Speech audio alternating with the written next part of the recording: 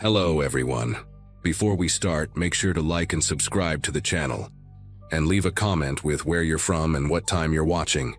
That way, YouTube will keep showing you stories just like this one. Now, let's begin. Anyone who has ever lived in a quiet neighborhood knows how much you take the silence for granted. My little house on Birchwood Lane sat at the end of a cul-de-sac in rural Ohio, the kind of place where people wave from their porches and nobody locks their doors.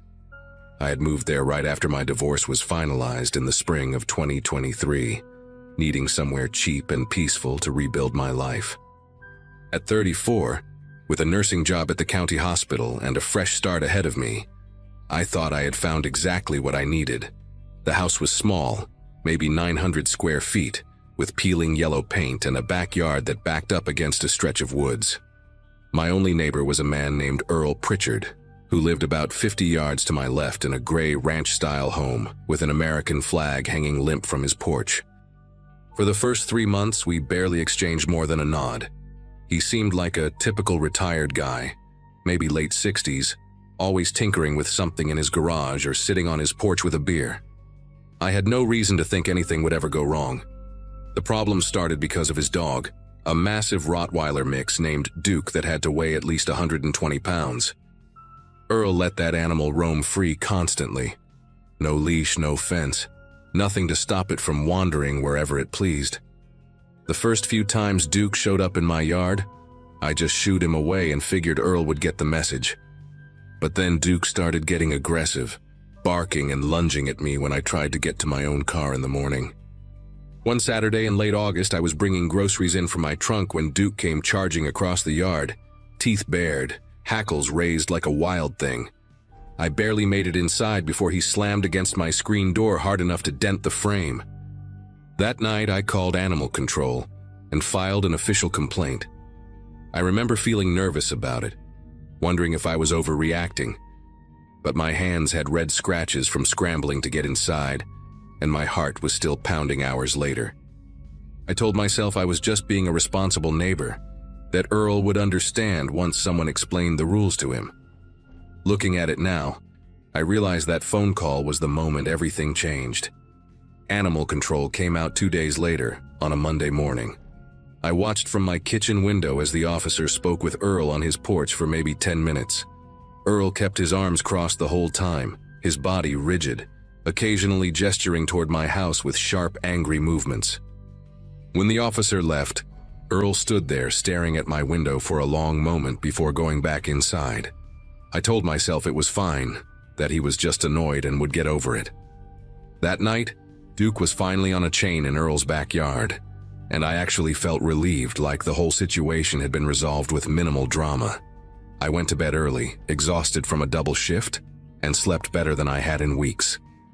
The next morning, I woke up around 6 to get ready for work, made my coffee, and stepped out onto my front porch to check the weather like I always did. That was when I saw it.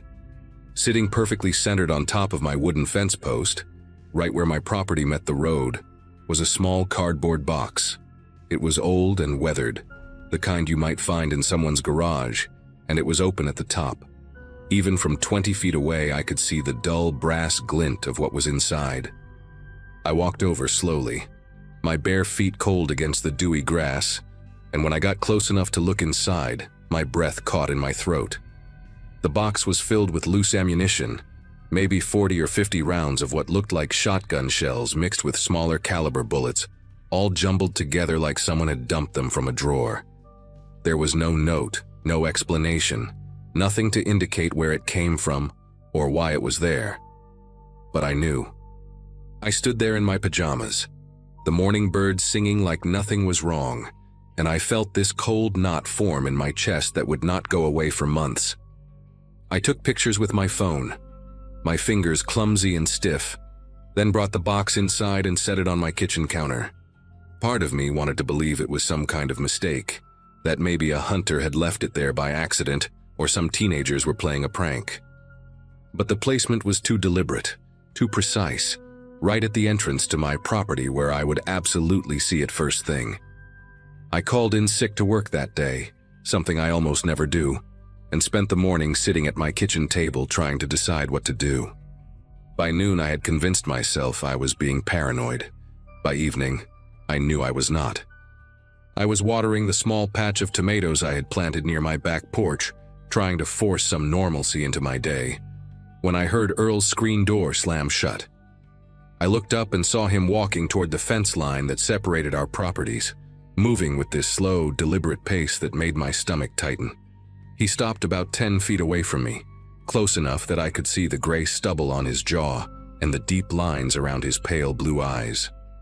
For a moment, neither of us said anything.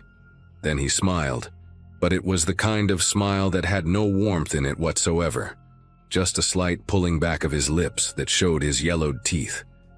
His voice was calm, almost friendly, when he finally spoke. He said that he hoped I was settling in okay, that it was important for neighbors to look out for each other in a place this remote.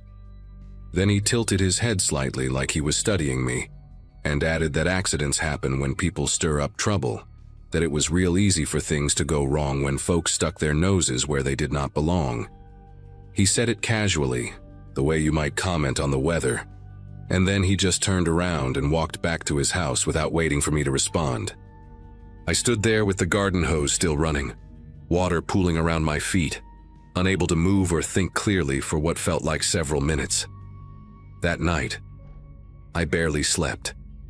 Every creak of the house, every rustle of wind against the windows made me sit up in bed with my heart hammering against my ribs. Around 2 in the morning, I heard something that pulled me fully awake, a rhythmic banging sound coming from somewhere outside. At first, I thought it might be a shutter or a loose piece of siding, but the rhythm was too steady, too intentional. I crept to my bedroom window and peered through the curtains, and what I saw made me press my hand over my mouth to keep from making a sound. Earl was in his backyard, illuminated by the glow of a work light he had set up on a ladder. He was hammering something onto a tall wooden post, working methodically despite the late hour. I watched him for maybe 20 minutes trying to understand what he was doing, until he finally stepped back, and I saw it clearly. He had installed a massive floodlight on that post, the industrial kind you see at construction sites, and it was angled directly at my house. Specifically, it was pointed straight at my bedroom window. But that was not the worst part. The worst part was what I noticed when he turned to gather his tools. Strapped across his back, black metal gleaming under the work light, was a pump-action shotgun. He was not even trying to hide it. He wanted me to see. The next few days blurred together in a haze of exhaustion and fear. That floodlight came on every single night at exactly 10:30, blazing through my curtains like a second sun, making it impossible to sleep without stuffing towels against the window frame and wearing a sleep mask. I bought blackout curtains from the hardware store in town, but even those could not fully block the intensity of that light. It was like living inside a fishbowl, knowing that at any moment he could be out there watching, that shotgun probably within arm's reach. I called the police on the 3rd day, explained everything from the ammunition, to the threat, to the floodlight situation. A deputy came out, a young guy named Fowler who seemed sympathetic but kept using phrases like civil matter, and no direct threat, and freedom to install lights on his own property. He said he would go talk to Earl, maybe encourage him to be more neighborly, but there was nothing illegal about outdoor lighting or owning firearms. I watched from my window as Deputy Fowler stood on Earl's porch for less than 5 minutes before driving away. That night, Earl added a second floodlight. This one was aimed at my driveway, so bright that it triggered the automatic sensor on my porch light and kept it burning all night long. My electricity bill that month was almost double what it usually was, but that felt like the least of my problems. I started changing my routines, leaving for work earlier and coming home later, parking on the far side of my house where the lights could not reach, entering through my back door like a thief in my own home. My coworkers noticed the dark circles under my eyes, the way I jumped at sudden noises, and I made up excuses about insomnia and stress from the divorce. How do you explain to someone that your neighbor is waging a silent war against you, that you are being terrorized in ways that do not technically break any laws, I thought about selling the house, but I had put every cent of my savings into the down payment, and the market in that area was terrible.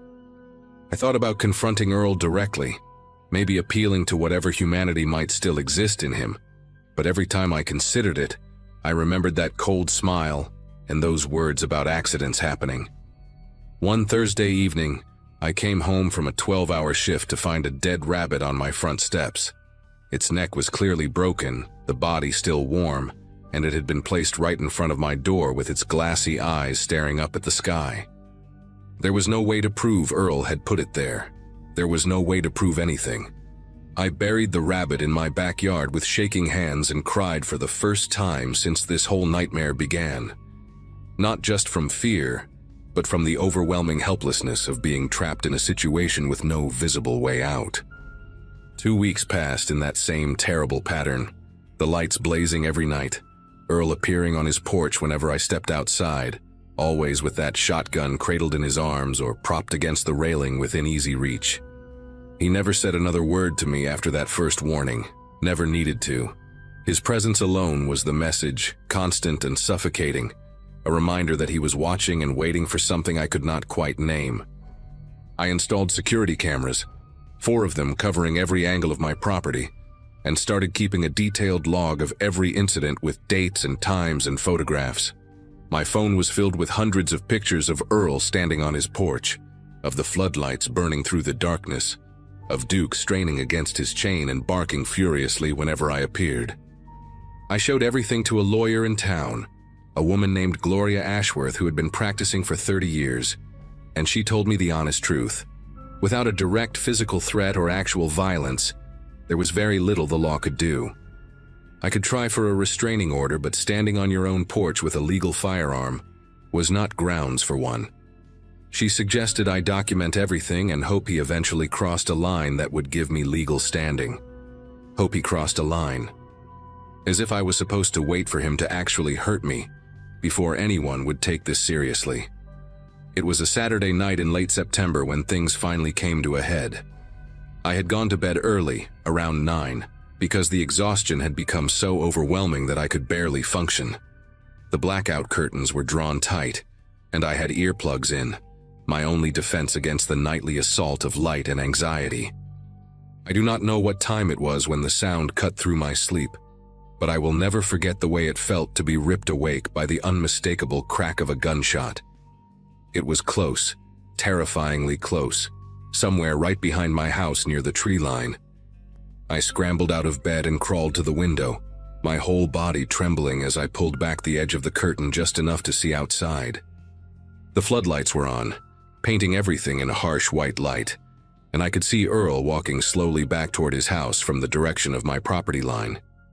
The shotgun was in his hands, barrel pointed at the ground, and even from that distance I could see the faint wisp of smoke curling from the muzzle. He walked calmly, unhurried, like a man who had just finished a routine chore. When he reached his porch, he turned and looked directly at my window, and even though I knew he probably could not see me through the curtains, I felt completely exposed. He stood there for a long moment, then went inside and shut off the floodlights, plunging everything into darkness. I called 911 with fingers so unsteady I had to dial twice. 2 deputies arrived within 20 minutes, different ones this time, an older man named Sergeant Hartley, and a younger woman whose name I never caught. I told them everything, the whole story from the beginning, my voice cracking as I led them around back with a flashlight to show them where I thought the shot had come from. Sergeant Hartley found it almost immediately, a splintered hole in the wooden door of my garden shed, the edges still fresh and pale against the weathered gray paint. He dug the slug out with a pocket knife while his partner took photographs, and he confirmed it was from a 12-gauge shotgun, same type Earl carried openly every single day. But when they went to talk to Earl, he denied everything. Said he had been inside all night watching television, said he had not fired his weapon in weeks, said maybe someone else had come through the woods and taken a shot at a coyote or a deer. The deputies searched his property with his permission and found nothing incriminating. No spent shell casings, no recently fired weapon that they could test. Earl had clearly cleaned the shotgun and disposed of any evidence before they arrived. Sergeant Hartley told me he believed me, that he could see the pattern of harassment in everything I had documented, but believing and proving were two different things. Without witnesses or physical evidence linking Earl to the shot, there was nothing they could charge him with. He suggested I consider staying somewhere else for a while, maybe with family or friends, until things cooled down. I almost laughed at that. Things were never going to cool down. Earl had made that perfectly clear.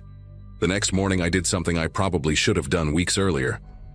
I called my older brother Vincent, who lived about 4 hours away in Pennsylvania, and told him everything. He drove down that same day with his truck already loaded with boxes, and by sunset, we had packed up everything I owned and loaded it into a rental trailer. I did not bother trying to sell the house through normal channels. I contacted a company that buys properties fast for cash, took a loss of almost $40,000, and signed the papers 3 days later. It felt like surrender, like Earl had won, and in a way I suppose he had. But I also knew that staying there meant waiting for something worse to happen, something that might not leave me alive to file another police report. The last time I saw Earl Pritchard, he was standing on his porch with that shotgun resting against his shoulder, watching Vincent and me load the final boxes into the truck. He did not say a word, did not wave or smile or make any gesture at all. He just watched with those pale blue eyes, his face completely blank, as I climbed into the passenger seat and we pulled away from Birchwood Lane for the last time. I moved in with Vincent and his wife temporarily, found a new nursing job 2 months later, and eventually bought a small condo in a busy suburb, where my neighbors are separated by walls and I can hear the comforting sounds of traffic at night. I still check the locks 3 times before bed. I still flinch at loud noises. And sometimes when I close my eyes, I can still see that wisp of smoke curling from the barrel of his gun and feel his gaze fixed on my window through the darkness.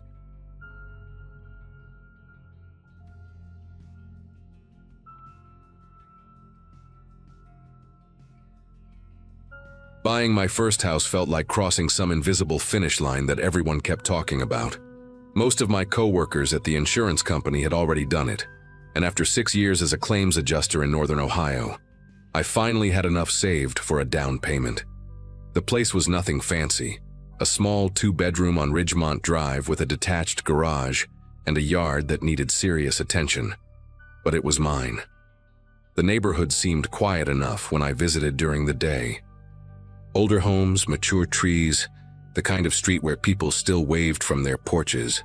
I moved in on a Saturday in early March of 2022, and by Sunday afternoon, I had already met the man who would spend the next 8 months trying to destroy my life. His name was Gerald Fitch, and he lived in the pale yellow house directly to my left, separated from my property by a weathered wooden fence that leaned slightly toward my side. The fence became our first battlefield, though I did not know it would be a war.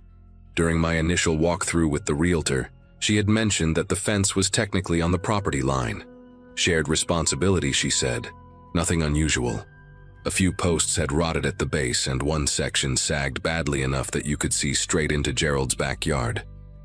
My second week in the house, I knocked on his door to introduce myself and discuss splitting the repair cost. Gerald answered wearing a tucked-in polo shirt despite it being a cold Wednesday evening, his gray hair combed back with precision, wire-rimmed glasses sitting low on a nose that looked like it had been broken more than once. He must have been somewhere in his early 60s. He listened to my proposal without blinking, then told me the fence was entirely my problem because it leaned toward my property. When I tried to explain how property lines worked, he simply closed the door in my face. I stood there on his porch for a good 10 seconds, genuinely unsure if that had actually just happened. I decided to fix the fence myself and move on with my life. Paid a contractor $800 to replace the rotted posts and straighten the whole thing out. It looked great when they finished, fresh cedar planks, everything level and solid. I thought that would be the end of it. Instead, it was the beginning. 3 days after the fence was done, I found an envelope in my mailbox with no stamp, no return address. Inside was a handwritten note on yellow legal paper, the penmanship tight and slanted. It accused me of trespassing on Gerald's property during the repair, claimed the new fence was 2 inches over the line, and demanded I remove it immediately or face legal action. I walked outside and stared at the fence, then at his house. His blinds moved slightly and I knew he was watching. That night I heard something that would become painfully familiar over the coming months. A slow, deliberate knocking on my front door at exactly 11:45. When I opened the door, nobody was there. Just the empty porch and the sound of crickets. I checked the sides of the house, walked halfway down the driveway, saw nothing. Went back inside and tried to convince myself it was kids messing around. But the next night, same time, same knock. 3 heavy thuds against the wood, spaced about 2 seconds apart. This time I moved faster, yanked the door open while the sound was still echoing. The porch light showed me an empty concrete slab and my own car parked in the driveway. I looked toward Gerald's house and noticed his garage door was slightly open, maybe 6 inches off the ground, though it had been fully closed when I came home from work. I stood there watching it, waiting for movement, my heart beating in my throat. After a full minute of nothing, I went back inside and locked the deadbolt. I did not sleep well that night, or any night that followed for a very long time. The code violations started arriving in April. The first one came from the city, a formal notice claiming my grass had exceeded the maximum allowed height of 8 inches. I had mowed 2 days earlier. The lawn was maybe 4 inches at most. I called the code enforcement office and spoke to a woman named Ruth who sounded exhausted before I even explained my situation. She told me complaints were filed anonymously, that they were obligated to investigate each one, and that I should just make sure I was in compliance. A week later, another notice, this time about my trash cans being visible from the street on a non-collection day. I had left them by the garage for maybe 3 hours after bringing in groceries. The fines were small, $25 here, $40 there, but they accumulated. By the end of May, I had received 9 separate complaints. My car was parked too close to the curb. My porch light was too bright. A broken window screen was an eyesore. I replaced the screen the same day I got that notice. And the following morning I found a dead crow on my welcome mat, its neck bent at a horrible angle. I started keeping a journal of everything. Dates, times, details of each incident. My buddy Vince from work told me I needed documentation if this ever went to court. And he was right. June brought a new kind of harassment. I would come home from work to find small things moved around my property. Nothing stolen, just rearranged. The garden hose coiled in the opposite direction. My garbage can switched positions. A potted plant I kept on the porch steps relocated to the other side. Each thing was minor on its own, almost unnoticeable, but the pattern was unmistakable. Someone was entering my property while I was gone, touching my belongings, letting me know they had been there. I mentioned it to the neighbor on my right, a retired schoolteacher named Dolores, who had lived on Ridgemont Drive for 30 years. She listened carefully, then lowered her voice and told me that Gerald had done the same thing to the previous owners. They lasted 14 months before selling the house at a loss and leaving the state. I installed cameras the first week of July. 4 of them. 1 covering the front porch, 1 aimed at the driveway, 1 watching the backyard, and 1 pointed directly at the fence line between my property and Gerald's. The system cost me nearly $600, but I figured it was worth every penny if it meant catching him in the act. For the first few days, nothing happened. No knocking, no moved objects, no dead animals. I started to wonder if the cameras alone had been enough to scare him off. Then I woke up on a Friday morning to find all 4 feeds showing static. I went outside in my bathrobe, coffee still in hand, and discovered that someone had cut the wiring on every single camera. Clean cuts, precise, clearly done with wire cutters or a sharp blade. The cables ran along the exterior walls of my house, tucked against the siding, and whoever did this had taken their time. They had climbed onto my roof to reach the backyard camera. I called the police and filed a report. The officer who showed up was polite but uninterested. He wrote down what I told him, glanced at Gerald's house once, then explained that without footage of the actual vandalism, there was nothing they could do. That same weekend, I found the first nail behind my tire. It was a 3-inch framing nail, the kind you buy in bulk at hardware stores, positioned perfectly behind my rear driver's side wheel. If I had backed out without looking, it would have punctured the tire within seconds. I photographed it, added it to my journal, and started checking my car every morning before work. Over the next 3 weeks, I found 7 more nails in various spots around my vehicle. Behind tires, under the car, once balanced on top of my windshield wiper like a message. I bought a cheap dash cam that recorded to an internal memory card, hoping to catch something, but the angle only covered what was directly in front of the car. Meanwhile, the nighttime knocking returned. Always between 11:30 and midnight, always 3 slow thuds, always nobody there when I opened the door. I started sleeping with a baseball bat next to my bed. My appetite disappeared. I lost 12 pounds in 6 weeks and had to punch a new hole in my belt just to keep my pants up. The message appeared on a Monday in late August. I had taken the day off work to deal with some paperwork and spent most of the morning inside with the blinds closed, trying to ignore the fact that I could feel Gerald watching my house from his windows. Around 2 in the afternoon, I went out to check the mail and decided to walk along the fence line to see if there was any new damage. That was when I saw it. Carved into the wood on my side of the fence, directly facing my bedroom window, were 4 words that stopped me cold. Move or bleed. The letters were deep, gouged into the cedar with something sharp, each one about 6 inches tall. The wood shavings were still fresh on the ground, pale and curled like tiny bones. He had done this recently, probably while I was inside, maybe even while I was eating lunch 10 feet away. I took pictures from every angle, my hands trembling so badly that half the shots came out blurred. Then I called the police again and waited 45 minutes for a cruiser to show up. The officer this time was different from the first one.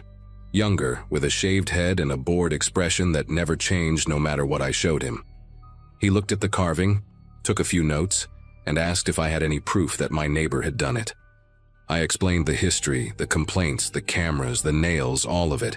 He nodded slowly and said this sounded like a civil dispute, that I should consider talking to a lawyer about a restraining order. When I pointed out that the message was clearly a threat, he shrugged and said it could be interpreted different ways. Maybe it was a warning about something else entirely. Maybe someone was playing a prank. I asked him what possible interpretation of move or bleed was not threatening, and he just told me to call if anything else happened. I watched him drive away and felt something shift inside me. The police were not going to help. The city did not care. I was completely alone in this, and Gerald knew it.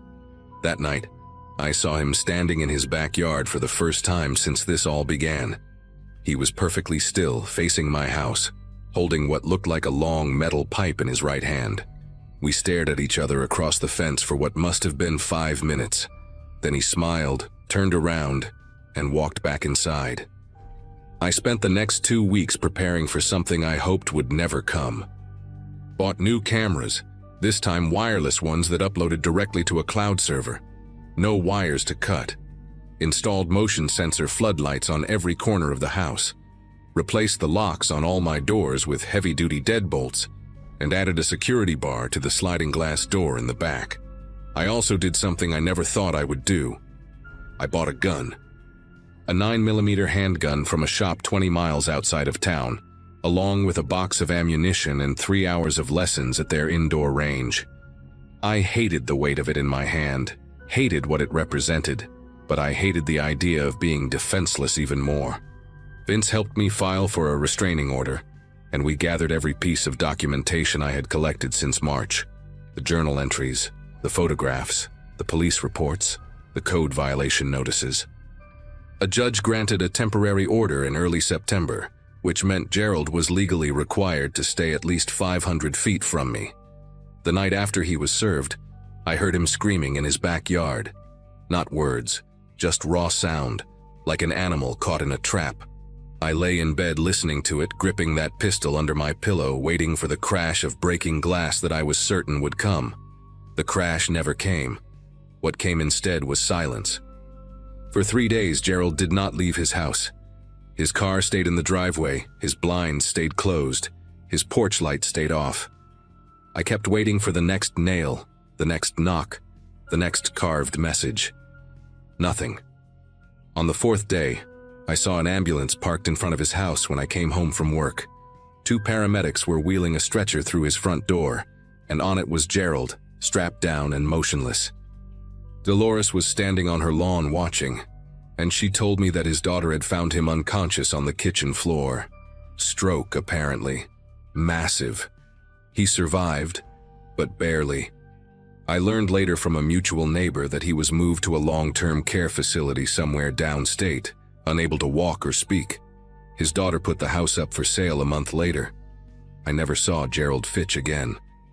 Sometimes I drive past that facility when I am in the area, and I slow down just a little, wondering if he is still in there, still aware, still remembering the man next door he tried so hard to break. The new neighbors are a young couple with a toddler. They wave when they see me. I wave back, but I have never taken down the cameras, and I still check behind my tires every single morning before I leave for work. Some habits, once learned, are impossible to forget.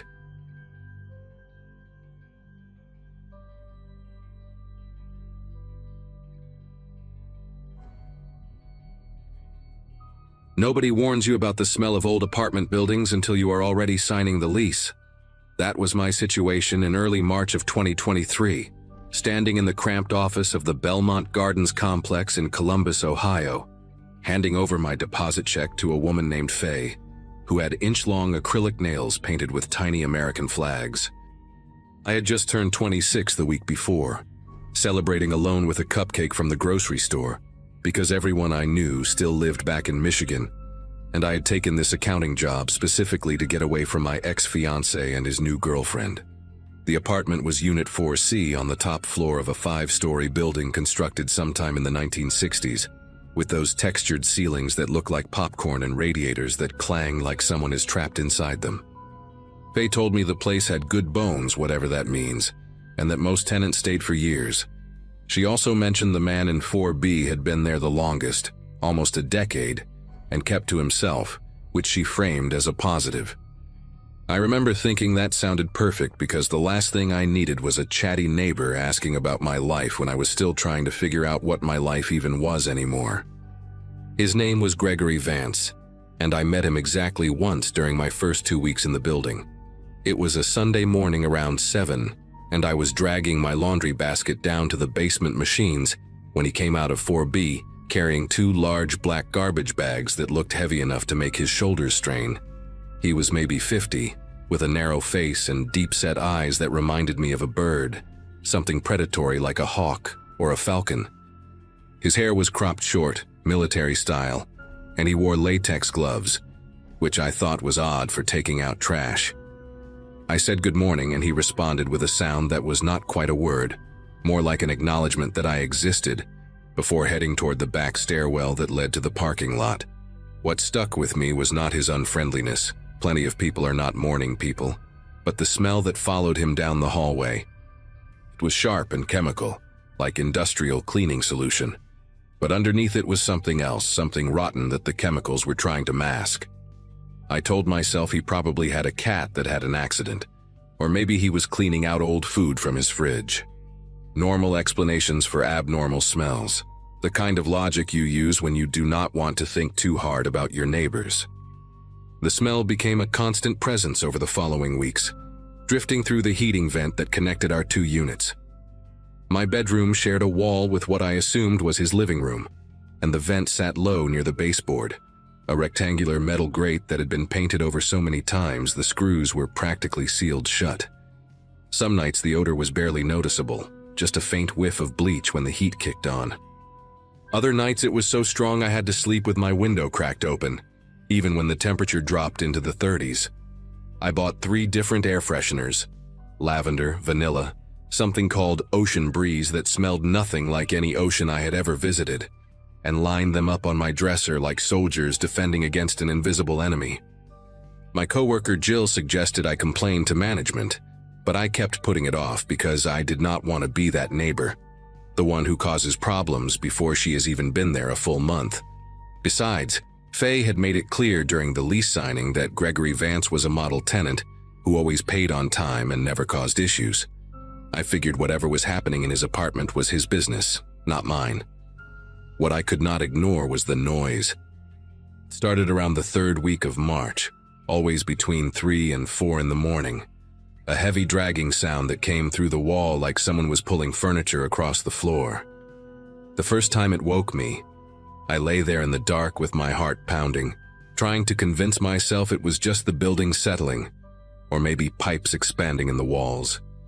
But pipes do not drag. Pipes do not stop and stop again like something heavy is being repositioned. I would hear it for maybe 10 or 15 minutes, then silence, then the sound of his front door opening and closing. From my bedroom window, I could see the parking lot below, and I started watching for him on those nights. This pale figure in dark clothes loading those same black garbage bags into the trunk of a beige sedan that looked like it had not been washed in years. He always drove away before dawn and came back empty-handed around 7, just as the early risers in the building were leaving for work. I told myself he was probably a night shift janitor, or maybe worked at a meat processing plant, something that would explain both the hours and the smell. I was very good at telling myself things back then, constructing explanations that let me go back to sleep. April came with warmer weather, and a building-wide notice taped to everyone's door announcing a plumbing inspection scheduled for the 15th. Apparently, there had been complaints about slow drains and low water pressure on the upper floors, and management was sending someone to check all the units. I remember feeling relieved because it meant someone official would be entering Gregory's apartment, someone who might notice if anything was wrong in there. The inspection was set for a Saturday, and I made sure to be home, finding excuses to linger in my kitchen with the door cracked open so I could hear what was happening in the hallway. The maintenance worker was a young guy named Danny, who looked barely out of high school, with a patchy beard and a toolbox that seemed too heavy for his skinny arms. He started on the first floor and worked his way up, knocking on doors and spending maybe 15 minutes in each unit. When he got to the 4th floor around 2 in the afternoon, I watched through my peephole as he knocked on 4B. Gregory answered after a long pause, and I could only see a sliver of his face through the gap, but something about his posture looked tense, coiled, like an animal that does not want to let a stranger into its territory. Danny was inside 4B for almost 40 minutes, way longer than any other unit. I pretended to wash dishes, then pretended to organize my pantry, all while straining to hear anything through the wall. There were muffled voices, the clang of pipes being tested, and then silence for a stretch that felt endless. When Danny finally emerged, his face had changed. The casual boredom he had carried from unit to unit was gone, replaced by something tight around his eyes and mouth, like he was working hard to keep his expression neutral. He knocked on my door next, and when I let him in, his hands were not quite steady as he checked my bathroom sink and shower drain. I asked him if everything was okay, trying to sound casual, and he gave me this look that I still think about sometimes. A look that said he wanted to tell me something but could not find the words, or maybe did not have the authority. What he actually said was that the building had some older pipes that needed attention, nothing urgent. But as he was packing up his tools, he muttered something under his breath that I almost missed. He said, "That guy next door, his drain, there was something in it." I asked him what he meant, and he just shook his head and said it was probably nothing, probably just rust or old residue. But the way he said probably made it sound like he did not believe it himself. That night I could not sleep.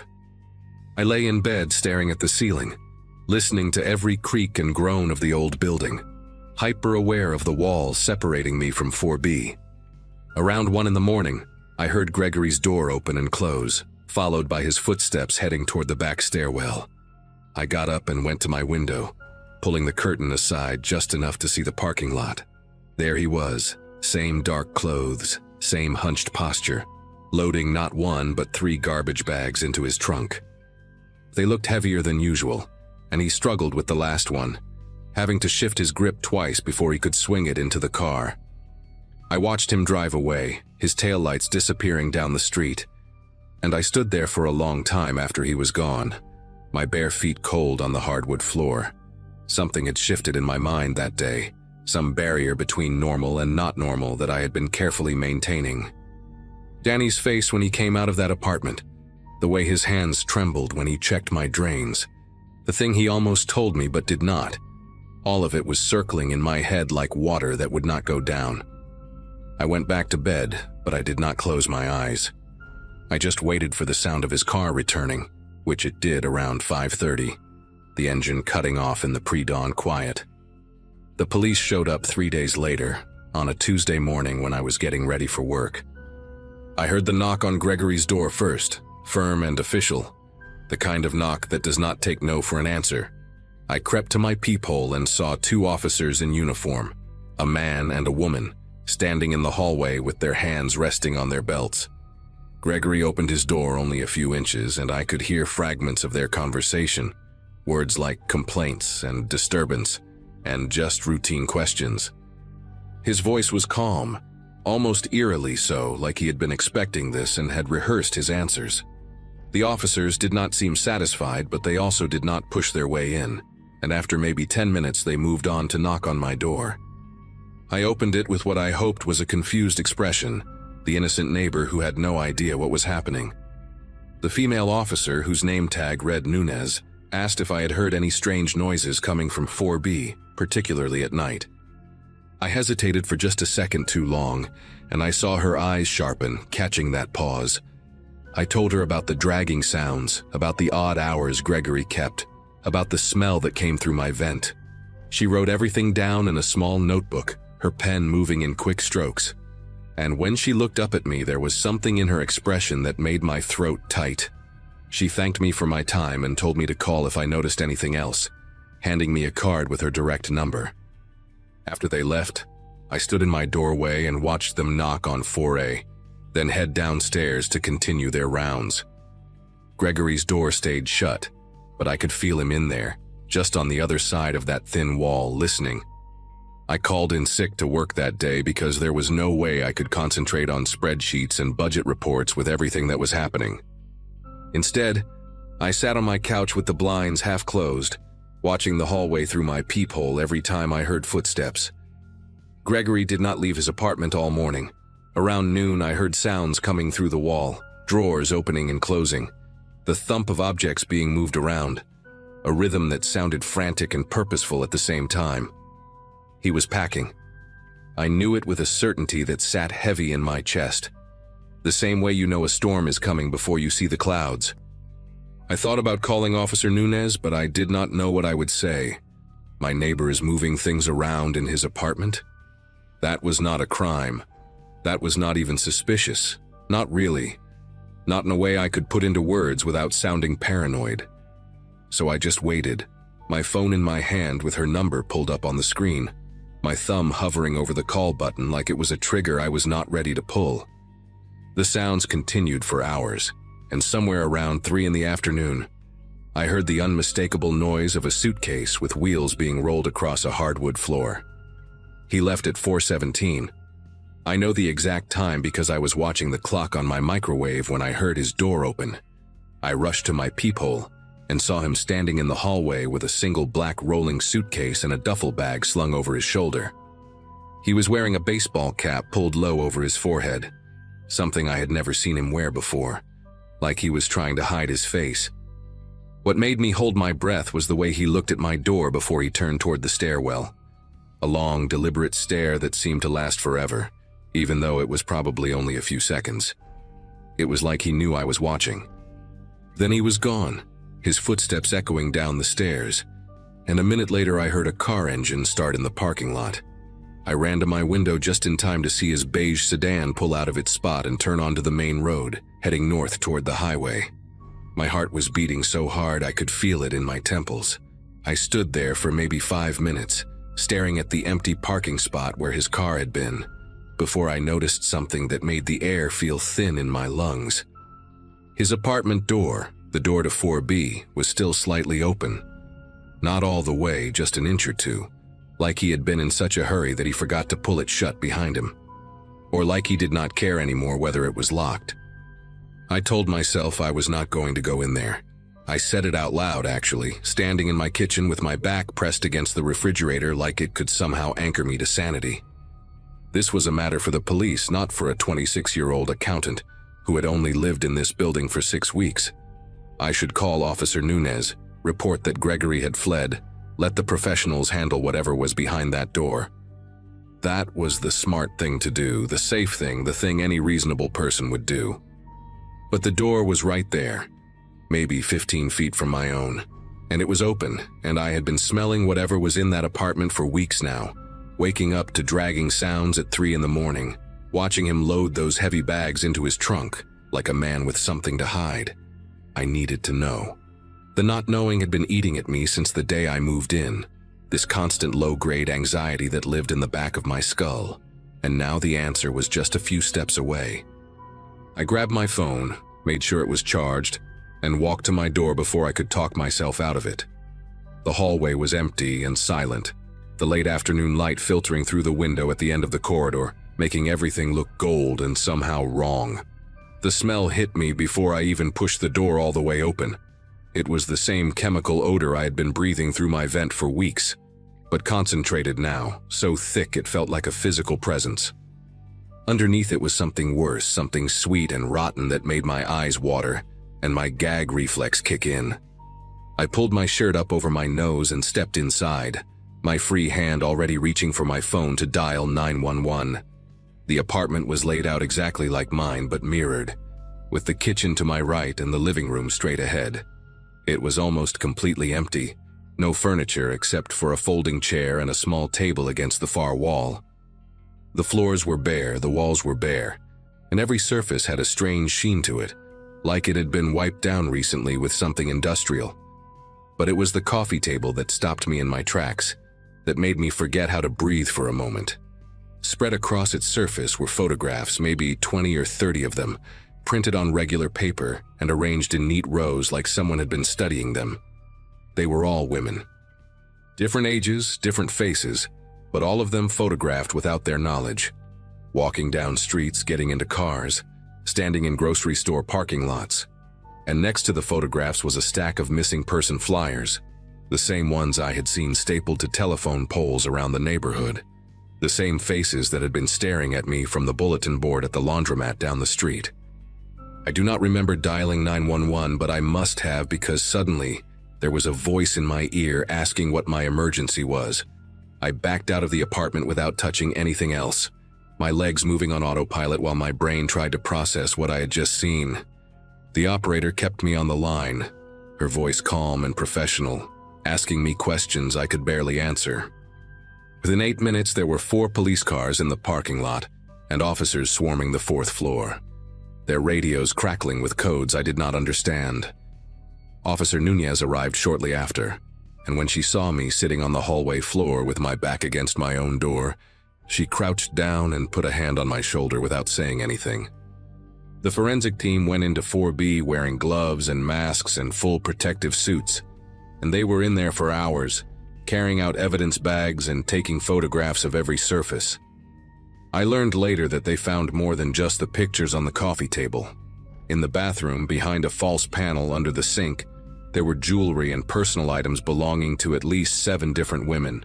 Rings, watches, a locket with a photograph inside, a keychain with a small stuffed bear attached. The drain that Danny had inspected contained traces of human blood, enough to confirm that something terrible had happened in that apartment, probably more than once. Gregory Vance was arrested 4 days later at a motel outside of Indianapolis, about 3 hours from Columbus. The news coverage was relentless for weeks. Reporters camped outside our building, neighbors I had never spoken to suddenly giving interviews about the quiet man in 4B who always kept to himself.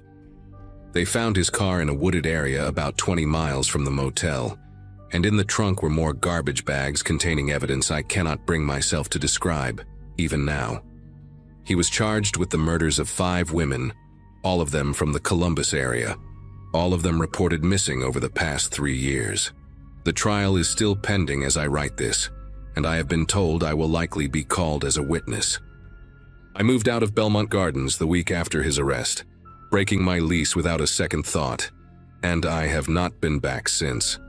Some nights I still wake up at 3 in the morning, my body tensed for a sound that is not coming anymore, and I lie there in the dark thinking about how thin the walls were between us, I think about how I rationalized the smell, the noises, the heavy bags, how badly I wanted everything to be normal that I almost convinced myself it was.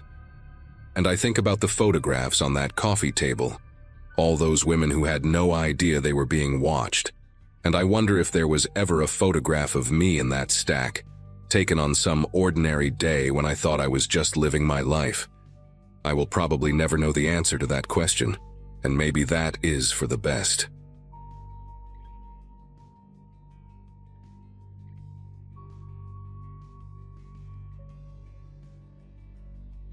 My girlfriend and I had been splitting rent for almost 5 years when she decided Portland was too rainy and too boring, and that some guy she met at a yoga retreat was neither of those things.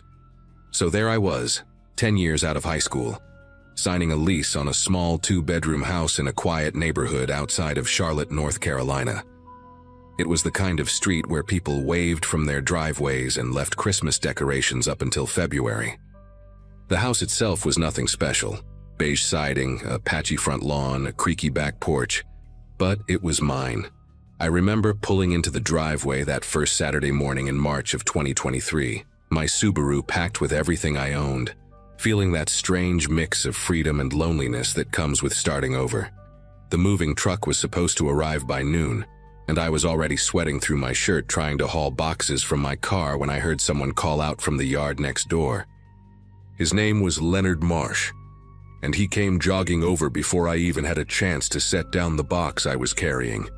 He looked to be somewhere in his mid-50s, with thinning gray hair combed neatly to one side, and the kind of pale blue eyes that seemed just a little too focused when he looked at you. He was wearing khaki shorts and a tucked-in polo shirt despite the fact that it was barely 60 degrees outside. Leonard shook my hand firmly, maybe a beat too long, and told me how glad he was to finally have someone in the house. Said it had been empty for almost 8 months, and that empty houses attracted the wrong kind of attention. He offered to help me unload, and before I could politely decline, he was already grabbing a box from my trunk. I remember thinking he was just one of those overly friendly neighbor types, the kind who brings casseroles and knows everyone's business.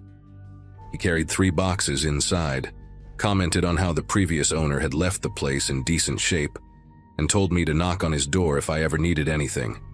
Anything at all, he said. He repeated that last part twice. The first few weeks went by without incident, and I started to settle into a routine. I worked as a software tester for a company downtown, which meant leaving around 7:30 in the morning and getting back around 6 most evenings. Leonard seemed to have a sixth sense for when I was coming or going.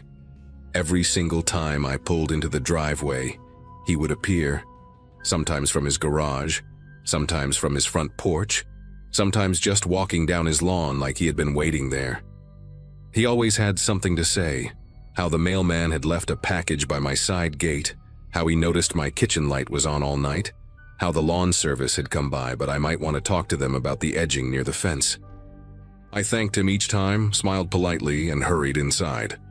My buddy Cole, who I had known since college, came over one Friday night to watch basketball, and when I mentioned Leonard, Cole just laughed and said I had won the lottery. A neighbor who actually paid attention was rare these days. I wanted to believe that, I really did. It was maybe 3 weeks after I moved in when the small things started adding up. I came home one Wednesday to find an Amazon package sitting on my kitchen counter instead of on the front porch where it should have been. I stood there staring at it for a good minute, trying to remember if I had left the door unlocked, if maybe the delivery driver had some special instruction I forgot about. Then my phone buzzed with a text from Leonard. Saw the delivery guy leave your package outside, didn't want it to get stolen, so I brought it in for you. Hope that's okay.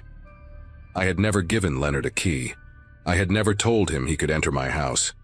I typed back a quick thanks, but my fingers hovered over the keyboard for a long time before I hit send. That night, I walked through every room checking the windows, checking the back door, trying to find any sign of how he had gotten in. Everything was locked. Everything was exactly as I had left it, except for that box sitting on my counter like it belonged there. I told myself I was overreacting. Maybe the previous tenant had given him a spare key and he just never mentioned it. Maybe he had a locksmith friend, or knew some trick with old doorknobs. I even called my landlord, a woman named Georgina, who lived 2 hours away in Raleigh, and asked if she had ever given a key to anyone in the neighborhood. She said no, sounded confused by the question, and reminded me that the locks had been changed before I moved in. That should have made me feel better. It did not. The following Saturday, Leonard knocked on my door around noon holding a casserole dish covered in aluminum foil. He said his wife Patty had made too much lasagna and thought I might want some since I was living alone and probably not eating right. I took the dish and thanked him, and he just stood there in my doorway, leaning slightly to the left like he was trying to see past me into the living room. He asked if I had finished unpacking yet, if I had set up the spare bedroom, if I was thinking about getting a dog for company. Each question felt like a probe, like he was fishing for information. I answered vaguely and said I had to get back to cleaning, and he nodded slowly before turning to leave. Right before he stepped off the porch, he looked back and said, "You know, your living room would look a lot less empty if you moved that TV stand to the wall by the window. Better light that way." I had not invited Leonard inside since moving day. I had not shown him the living room. I had not discussed furniture placement or where I kept my television. Yet he described the exact layout of my space like he had been standing in it recently, like he had walked through and taken notes. I closed the door and locked it, then stood with my back against it, heart pounding in my ears.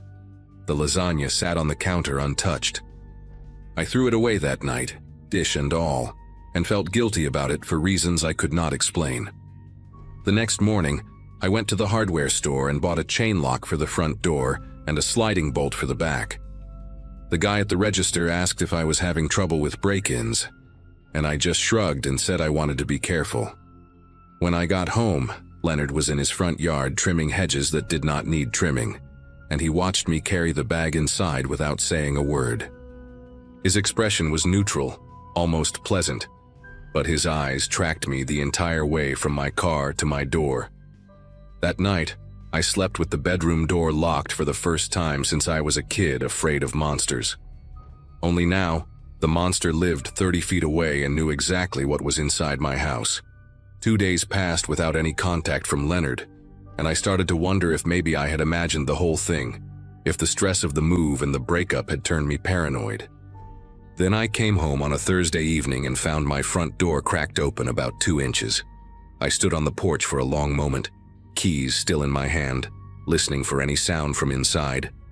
Nothing. Just the hum of the refrigerator and the distant bark of a dog somewhere down the street. I pushed the door open slowly and stepped inside, checking every room, every closet, every shadow. The house was empty. Nothing was missing, nothing was disturbed, but the chain lock I had installed, the one I had fastened that very morning, was hanging loose. The screws pulled clean out of the frame like someone had yanked it with force. I called Cole and asked him to come over, and he sat with me while I filed a police report. The officer who showed up was a young guy named Reeves, polite but clearly skeptical. He walked through the house, checked the back door, looked at the damaged chain lock, and asked if I had any enemies or ex-girlfriends who might want to mess with me. I told him about Leonard, about the packages, about the comments on my furniture. He wrote it all down but said there was not much he could do without evidence of a crime. "Sounds like you just have a nosy neighbor," he said on his way out. "Might want to get a camera." So I got a camera. I ordered one of those indoor security cameras that connects to your phone, the kind that sends you alerts whenever it detects motion. I set it up in my living room, angled toward the front door, and tested it a dozen times to make sure the view was right. For the first few days, everything was normal. I would check the app during my lunch break and see an empty room, the same couch, the same TV stand, the same afternoon light filtering through the blinds. I started to relax a little. Maybe Officer Reeves was right.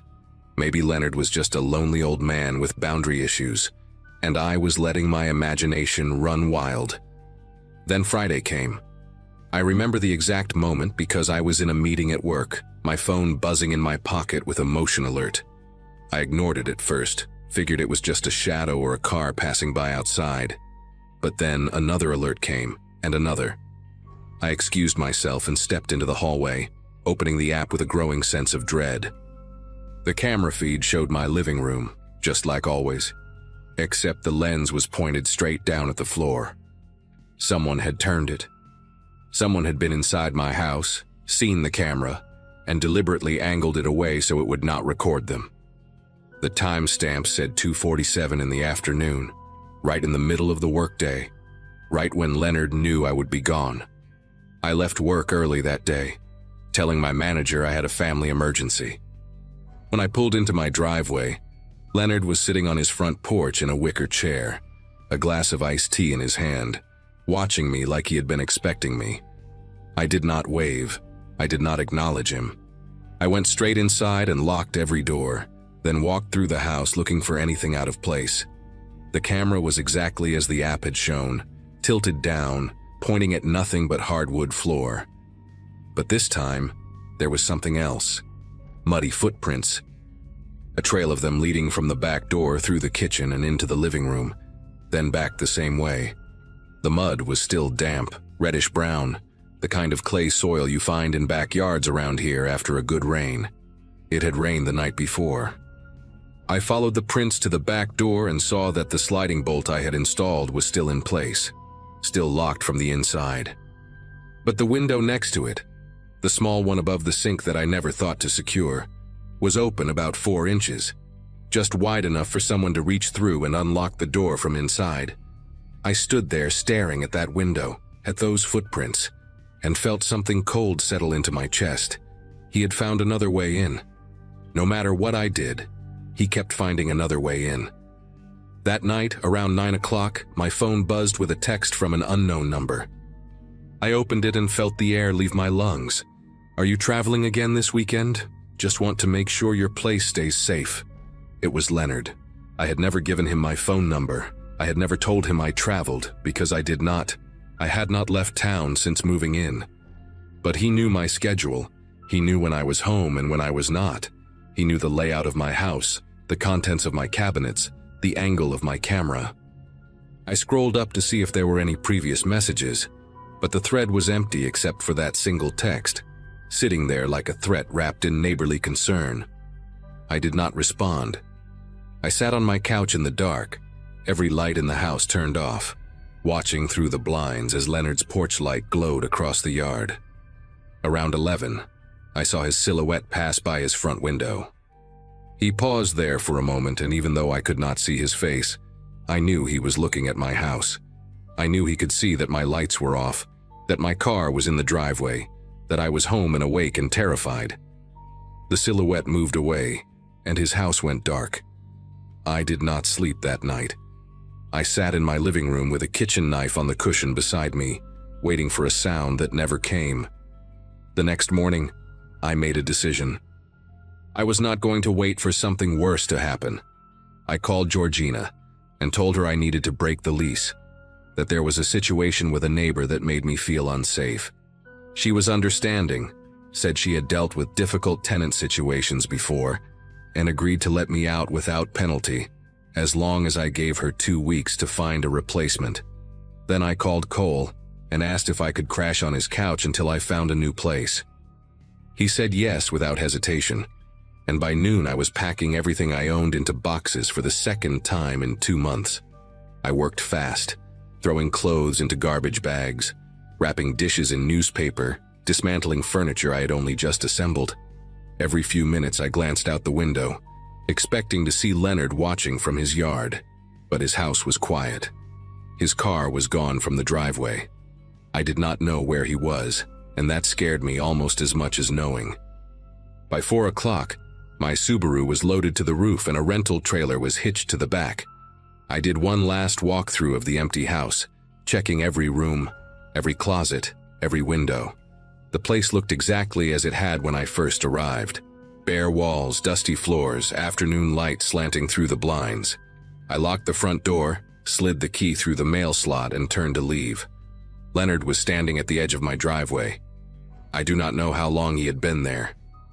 He was wearing the same khaki shorts and tucked-in polo shirt from the day we met, his hands clasped in front of him like a funeral director. His pale blue eyes moved slowly from my face to the loaded car to the rental trailer, taking it all in. "Leaving so soon?" he asked, his voice soft and almost hurt, like a parent disappointed in a child. I did not answer. I walked past him, close enough to smell the faint scent of soap and something else underneath it, something stale and wrong. He did not move to stop me, did not reach out or block my path, but I felt his gaze on me the entire way to my car. As I opened the driver's door, he spoke again. "You know, the last tenant left in a hurry too. And the one before that." He smiled then, a small, satisfied expression that did not reach his eyes. "But someone always comes back. Someone always moves in." I got in my car, started the engine, and pulled out of that driveway without looking back.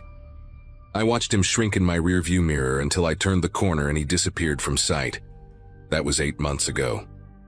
I live on the other side of Charlotte now, in an apartment complex with security cameras in the hallways and neighbors I have never spoken to. Sometimes late at night, I still think about that house on Waverly Court. I think about Leonard Marsh and his wife Patty and that casserole dish I threw away. I think about the muddy footprints and the tilted camera and the text message asking if I was traveling. And I wonder who lives there now, in that quiet little house with the beige siding and the creaky back porch. I wonder if Leonard has introduced himself yet. I wonder if he has offered to help.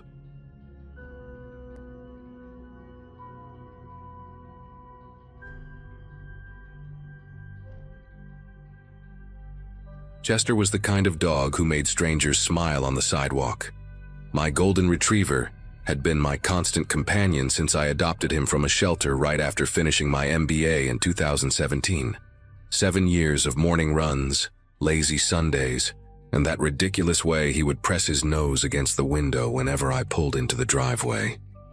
I had moved to a quiet neighborhood in Northern Virginia about 2 years prior, a modest house on Fernwood Circle, with a decent-sized backyard and a wooden fence that gave Chester plenty of room to explore. Life was predictable in the best way. My job as a financial analyst kept me busy during the week, Chester kept me sane, and the neighbors mostly kept to themselves. That all changed on a Wednesday morning in early September 2024, when I let Chester out for his usual backyard routine and watched him sprint toward his favorite corner near the fence like he always did. I was standing at the kitchen counter, pouring my second cup of coffee, when I heard a sound I had never heard before. It was somewhere between a whimper and a gag, this awful wet noise that made me abandon my mug mid-pour and rush to the back door.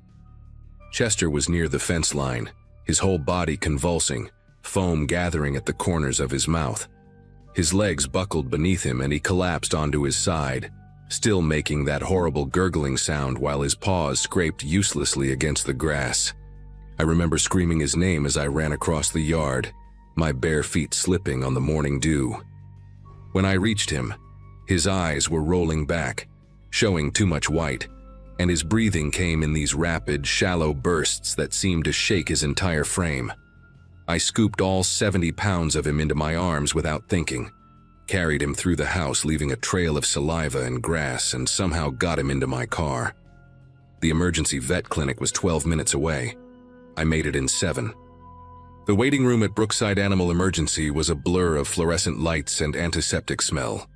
A technician took Chester from my arms the moment I stumbled through the doors, and I stood there in the lobby with grass stains on my pajama pants and my hands still trembling from gripping the steering wheel so hard. They rushed him to the back, and I just kept staring at the swinging doors, trying to understand what had just happened. Chester had been perfectly fine the night before. We had played fetch in the backyard until the sun went down, and he had eaten his dinner with his usual enthusiasm. A vet named Dr. Holloway came out after what felt like hours, but was probably 40 minutes, her expression careful and controlled. She told me Chester was stable but critical. They had induced vomiting and started him on activated charcoal, but they needed to run more tests. Then she asked me a question that stopped me cold. Had Chester been exposed to any rat poison recently? I told her no, absolutely not. I had never used rat poison in my life. I did not even have a rodent problem. Dr. Holloway nodded slowly, then explained that the preliminary blood work showed signs of anticoagulant toxicity, the kind caused by rodenticides. But here was the strange part, she said. The absorption pattern suggested Chester had not ingested the poison by eating it directly. The concentration was too even, too widespread across his system. It was more consistent with dermal absorption, meaning the poison had likely been on his skin, his paws, maybe his belly, and he had absorbed it through prolonged contact. She asked if Chester had rolled around in anything unusual, any strange substances in the yard. I kept shaking my head, my mind racing through every inch of my backyard, trying to think of anything that could explain this.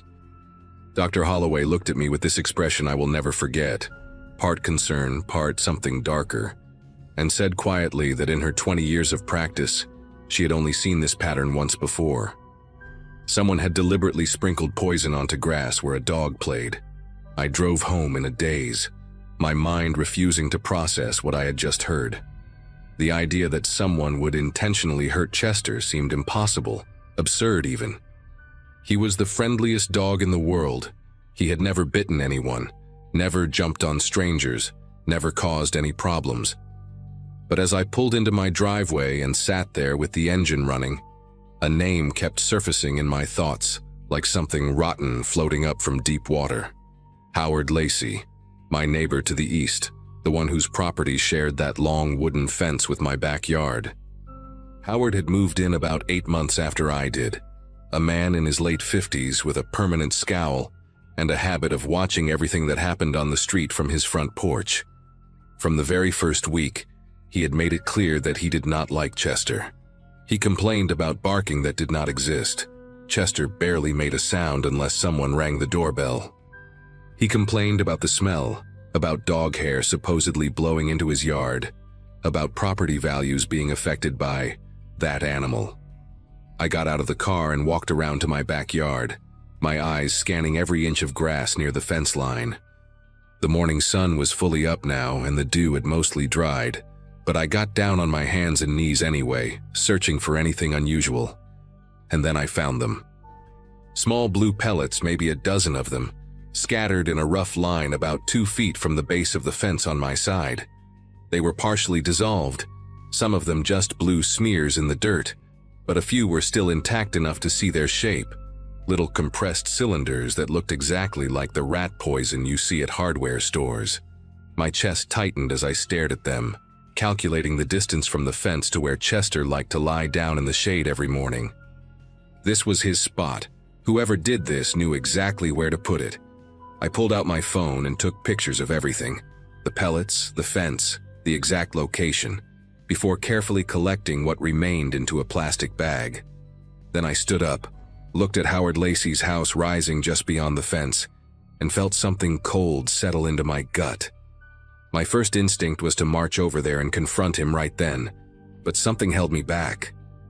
I had no proof it was Howard, just a gut feeling and a history of petty complaints. If I accused him without evidence, he could deny everything, maybe even twist it around and make me look like the unstable neighbor harassing an innocent man. So I forced myself to think strategically, even though every fiber of my being wanted to put my fist through his front door. I called the non-emergency police line and explained the situation as calmly as I could. The officer on the phone was sympathetic but clear.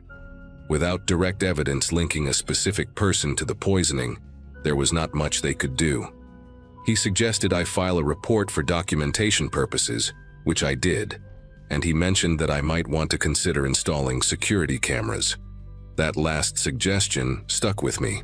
By noon that same day, I had ordered a weatherproof camera from an electronics store with same-day delivery. I spent the afternoon mounting it under the eave of my back porch, angled to capture a wide view of the backyard, and most importantly, that stretch of fence bordering Howard's property. That night, I barely slept. The vet clinic had called around 8 to say Chester was showing improvement. His blood was responding to the vitamin K treatment, and his vitals were stabilizing. I should have felt relieved, and part of me did, but a larger part was consumed by this simmering rage that kept me staring at the ceiling until 3 in the morning. I kept replaying every interaction I had ever had with Howard Lacey. The way he would glare at Chester through the fence slats whenever we were outside. The time he had left a passive-aggressive note in my mailbox about controlling your animal, after Chester had barked once, literally once, at a squirrel. The anonymous complaint to the HOA about alleged noise violations that went nowhere because there was no noise to begin with. Each memory felt different now, recontextualized by what had happened. These were not the actions of a grumpy neighbor who valued his peace and quiet. This was a pattern, a slow escalation that had been building towards something, and I had been too naive to see it coming. When my alarm went off at 5:30, I was already awake, already watching the camera feed on my phone, waiting to see if Howard would make another move. The sun had not even cleared the tree line when I saw him. At exactly 6:14 in the morning, according to the timestamp on the footage, Howard Lacey appeared at the fence. He was wearing a gray bathrobe and slippers, and he moved with this casual confidence that made my blood pressure spike just watching him. He looked around first, a slow, deliberate scan of the surroundings, and then he reached into the pocket of his robe and pulled out a small plastic bottle, the kind you might use for travel-size shampoo. I watched in real time, my phone screen inches from my face as he leaned over the fence, extended his arm into my yard, and shook that bottle in a back-and-forth motion. Blue powder drifted down onto my grass like some kind of toxic snowfall. The whole thing took maybe 15 seconds. Then he pocketed the bottle, adjusted his robe, and walked back toward his house like he had just finished watering his plants. I sat there in my bed, the phone trembling in my grip, watching him disappear around the corner of his house. I had him. After everything he had put Chester through, I finally had proof of exactly what this man was capable of doing. I saved the footage to 3 different places, my phone, my laptop, and a cloud drive, before I did anything else. Then I called the police, the real number this time, not the non-emergency line. I explained what I had captured on camera and asked them to send an officer immediately. A patrol car arrived within 20 minutes, and I showed the deputy the video on my laptop screen. His name was Deputy Ramos, a stocky guy in his 40s with a no-nonsense demeanor, and I watched his expression shift from professional neutrality to genuine disgust as the footage played. He asked me to send him a copy, which I did right there on the spot, and then he asked if I wanted to accompany him next door to confront the individual in question. Part of me wanted to say yes, wanted to see Howard's face when he realized he had been caught, but a cooler part of my brain told me to stay back and let the law handle it.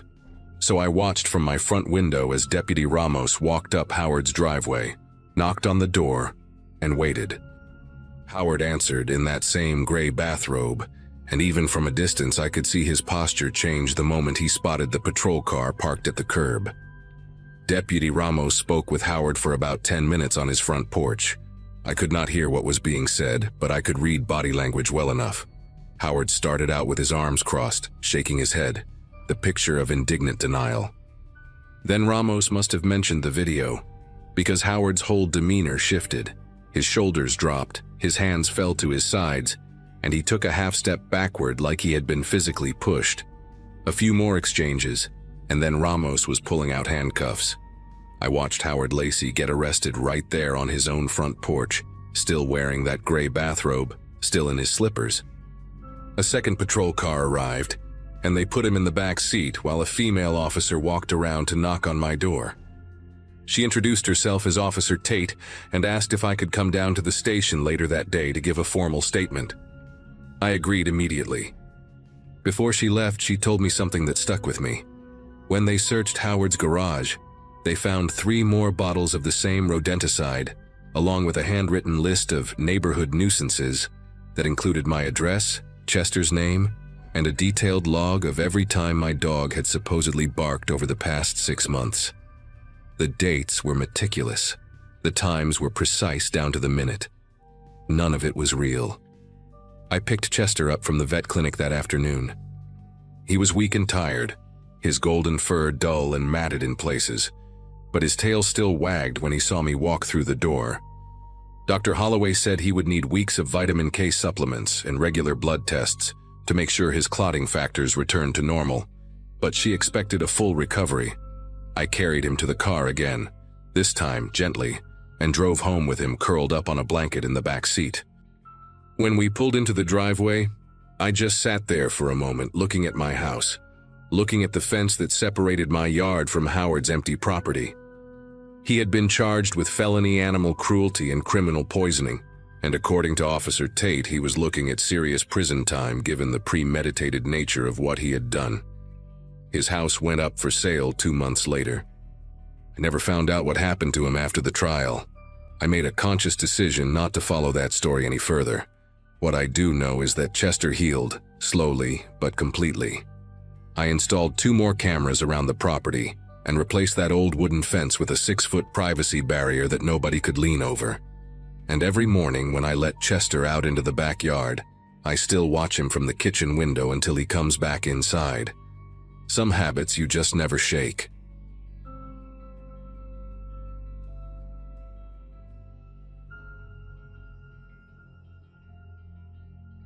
My family had been renting apartments for as long as I could remember, so when my parents finally saved enough for a down payment on an actual house, it felt like we had won some kind of lottery. I was 17 that summer, about to start my senior year, and the idea of having a backyard with a pool seemed almost unreal. We moved into a quiet neighborhood in a suburb outside of Denver, the kind of place where people waved at each other from their driveways and left their garage doors open during the day. The house was a split level with beige siding and a wooden deck that wrapped around to the back, overlooking a decent-sized yard, with an above-ground pool the previous owners had left behind. My younger brother Caleb, who was 13 at the time, immediately claimed the basement bedroom, while I got the room upstairs with a window facing the backyard. Everything about those first few days felt perfect, like we had finally landed somewhere we could call home for good. Our neighbor to the right was a man named Howard Lessing, probably somewhere in his late 50s, with thinning gray hair and wire-rimmed glasses that made his eyes look slightly too large. He lived alone in a 2-story colonial that had clearly seen better days, the paint peeling near the gutters and the lawn always just a little too long. My dad met him the day we moved in, and he seemed friendly enough, helping us carry a few boxes from the truck and making small talk about the neighborhood. He mentioned that he was retired from some kind of government job, though he never specified what exactly he had done. What I remember most from that first meeting was how he kept glancing toward me while talking to my parents, quick little looks that lasted maybe a second too long. I told myself I was imagining things, that I was just being paranoid because he was a stranger. But something about the way he smiled at me, all teeth and no warmth in his eyes, made me want to go inside and lock the door behind me. The first week passed without incident, and I started to relax into our new life. I spent most of my days either unpacking boxes or floating in the pool, trying to squeeze every bit of summer out of the remaining weeks before school started.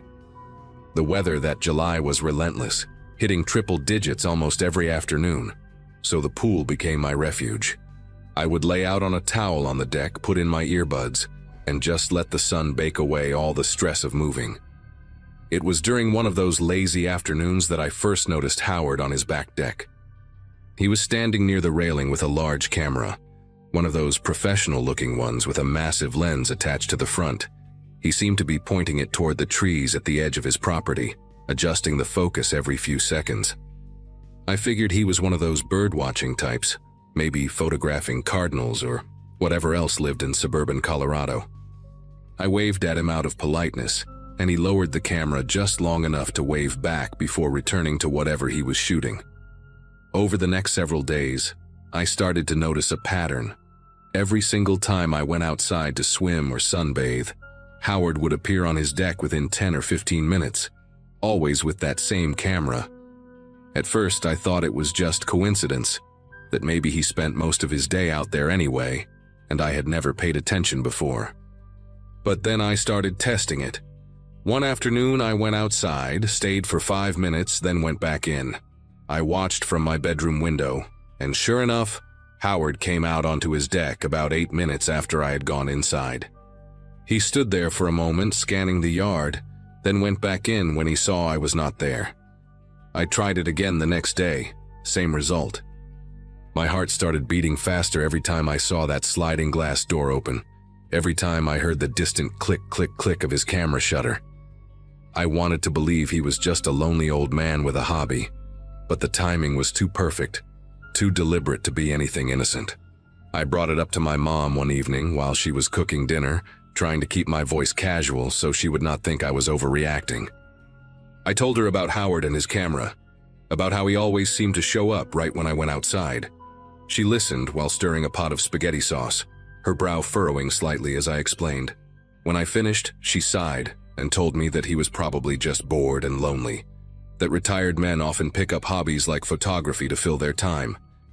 She reminded me that we were new to the neighborhood and should not start making accusations without proof. My dad, who was sitting at the kitchen table reading something on his phone, agreed with her. He said Howard seemed like a nice enough guy and that I was probably just not used to having neighbors so close. I wanted to argue, wanted to tell them that they did not see what I saw, but I knew they would not believe me without something concrete. So I dropped it, feeling more alone in my unease than I had before I even mentioned it. That Saturday, my dad decided to install a motion-activated security camera on our back deck. It was not because of Howard. He said it was just a smart thing to do for any new homeowner, especially with the sliding glass doors leading to the backyard. He set up the system so that any motion in the yard would send an alert to an app on his phone, along with a short video clip. I remember feeling a small wave of relief when he finished mounting it, thinking that, at least now, there would be some record if anything strange happened. The first few days of alerts were boring, just clips of squirrels running across the grass or birds landing on the edge of the pool. But then, on the 4th night after the camera was installed, my dad called me into the living room with a strange look on his face. He handed me his phone and told me to watch the video that had come in around 2 in the afternoon, when I had been out by the pool. The clip was only 15 seconds long, but what it showed made my throat tighten. There, attached to the wooden slat of our back fence, was a small black camera, a GoPro, angled directly at the spot where I always laid out my towel. My dad went outside immediately to check, and I followed close behind him, my legs feeling weak beneath me. We walked to the fence together, and there it was, a matte black GoPro Hero mounted with a small clamp to one of the horizontal slats. It was positioned low, maybe 3 feet off the ground, hidden behind a clump of ornamental grass that grew along the fence line. You would never notice it unless you were specifically looking for it, which is exactly what made it so disturbing. The camera was still recording when we found it, a tiny red light blinking on its side. My dad reached out and ripped it off the fence, his jaw clenched so tight I could see the muscles twitching beneath his skin. He turned the camera over in his hands, examining it like he could not quite believe what he was holding. There was no memory card inside. Whoever had placed it there must have been streaming the footage directly to another device. My dad looked at me, then looked toward the fence that separated our yard from Howard's property, and I watched the realization settle into his expression like a stone sinking into water. He told me to go inside and stay there while he went next door to talk to Howard. I did as he asked, but I positioned myself near the kitchen window where I could see the front of Howard's house. My dad walked up the driveway and knocked on the door, the GoPro still clutched in his right hand. Howard answered after maybe 30 seconds, and I watched them talk on the porch. From where I stood, I could not hear what they were saying, but I could see my dad holding up the camera and gesturing toward our yard. Howard shook his head repeatedly, his hands raised in what looked like a gesture of innocence. The conversation lasted about 5 minutes before my dad turned and walked back home, his face red and his stride heavy with frustration. When he came inside, he told us that Howard denied everything. He claimed he had never seen the camera before, that someone else must have put it there, maybe teenagers playing a prank. He even suggested that we should check with the other neighbors, implying that anyone could have accessed our fence from the alley behind the houses. My dad did not believe him. not for a second, but without concrete proof that Howard had placed the camera, there was nothing more we could do that night. The next morning, my dad filed a police report. 2 officers came to our house around noon, a man and a woman who looked like they had seen their share of neighborhood disputes. My dad showed them the GoPro, explained where we had found it, and told them about Howard and his constant presence on the deck with his camera. The officers listened patiently, took notes, and then explained the reality of the situation. Without proof that Howard specifically had placed the camera, fingerprints, video footage of him installing it, or a confession, there was not much they could do. They said they would go talk to him, document the incident, and keep it on file in case anything else happened. The female officer, whose name tag read Novak, pulled me aside before they left and asked if I felt safe.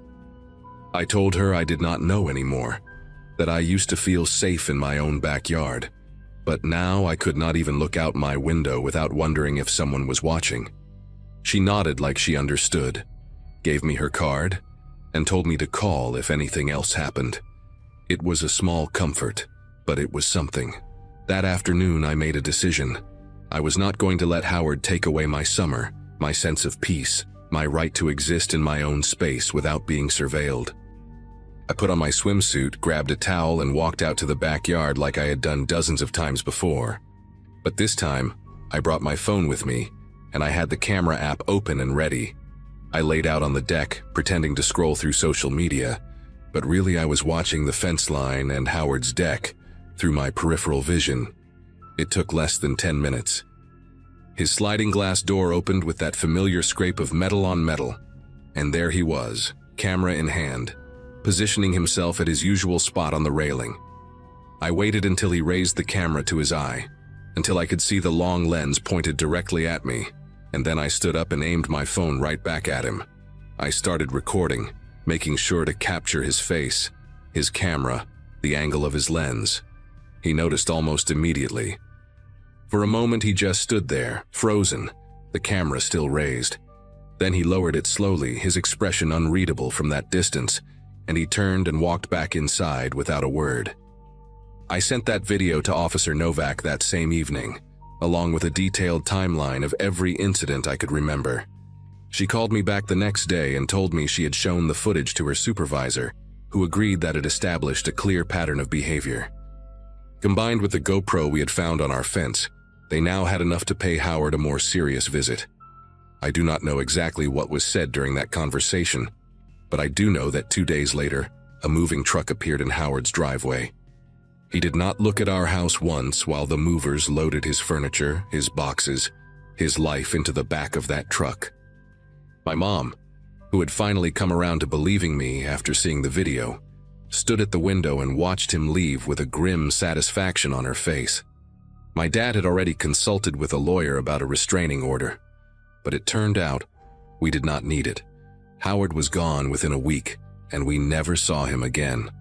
I later learned from a neighbor down the street that he had moved out of state entirely, though nobody seemed to know where. It has been almost 2 years since that summer, and I still think about it more often than I would like. I finished high school, started community college, and tried to move on with my life like nothing had happened. But sometimes when I am sitting in my backyard or walking to my car at night, I catch myself scanning the windows of nearby houses, looking for the glint of a lens or the shadow of a figure watching. I never found out what Howard did with the footage he collected, whether it existed on some hard drive somewhere or had been uploaded to corners of the internet I do not want to imagine. The police never recovered anything from his house. By the time they had enough to search, he was already gone. What stays with me most is not the fear itself, but the way it crept in so quietly, disguised as something harmless. A man with a camera, a hobby, a friendly wave across the fence. I learned that summer that the most dangerous people are not the ones who look dangerous. They are the ones who blend in, who smile at your parents, who make you doubt your own instincts until it is almost too late. I trust my gut now. I wish I had trusted it sooner.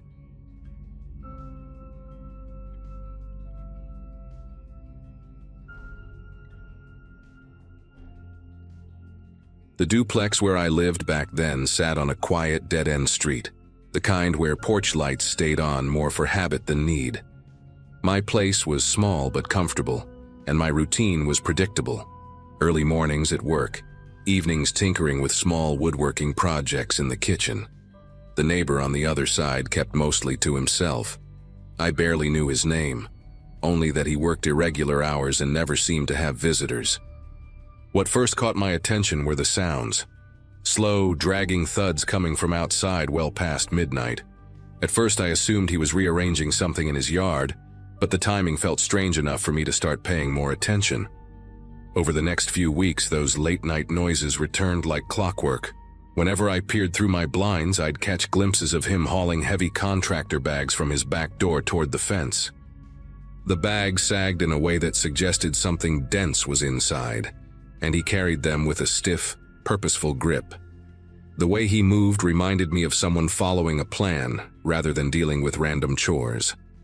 One night I leaned closer to the window and noticed how he paused before every trip, scanning the yard as if checking for witnesses. Something about that careful routine stirred a quiet unease in me, the kind that settles in your chest and refuses to leave. Little later, a chemical smell began drifting between our yards. It had a sharp bite to it, the sort of odor you'd expect from paint thinner mixed with burnt plastic. It showed up randomly, sometimes at dawn, sometimes around dinner, and lingered longer than made sense. I tried mentioning it casually to another neighbor across the street, and she told me she'd been smelling it too, especially on humid nights when the air felt thick. She joked that maybe he was starting some kind of home renovation, but there was no laughter behind it. People had begun closing their windows earlier, even on breezy evenings that usually felt perfect outside. Then came the night I actually saw him digging. I stepped into my kitchen for water and noticed movement near the fence. He was crouched low, carving out a narrow trench beside a row of bushes. He worked fast, almost frantically, pushing dirt aside with sharp shovels full. When the motion light snapped on above my back door, he jerked upright and swept something into the hole with his sleeve before packing the soil back down. He kept glancing toward my windows while smoothing the ground with his palms, leaving the surface oddly level, as if he'd rehearsed that exact motion. I remember standing there, glass in hand, feeling this sinking awareness that whatever he was doing, he didn't want anyone seeing it. A few mornings after that digging incident, the chemical smell hit harder than before, so sharp it clung to the back of my throat. I stepped outside to check if something had spilled near my place, but the odor clearly drifted from his side of the fence. That's when I noticed small scorch-like patches in the grass near where he'd been working, as if something had leaked and eaten through the blades. The rest of the yard was normal, but those patches stood out like bruises on the ground. I remember thinking about whether I should report it, but there was nothing concrete to point to, just smells, noises, and glimpses through blinds. Still, something in the air felt charged, like the tension right before a storm breaks. Around that time, the landlord sent out a message about a routine pest inspection scheduled for the end of the week. It wasn't unusual. He did it every year, but the timing couldn't have been worse for my neighbor. The next evening, as I pulled into the driveway, I saw him standing beside a rental truck, one of those medium-sized box trucks with faded decals, the kind people use when they're in a hurry to move. He was stuffing more contractor bags inside, tossing them with a speed that didn't match the calm expression he kept forcing onto his face.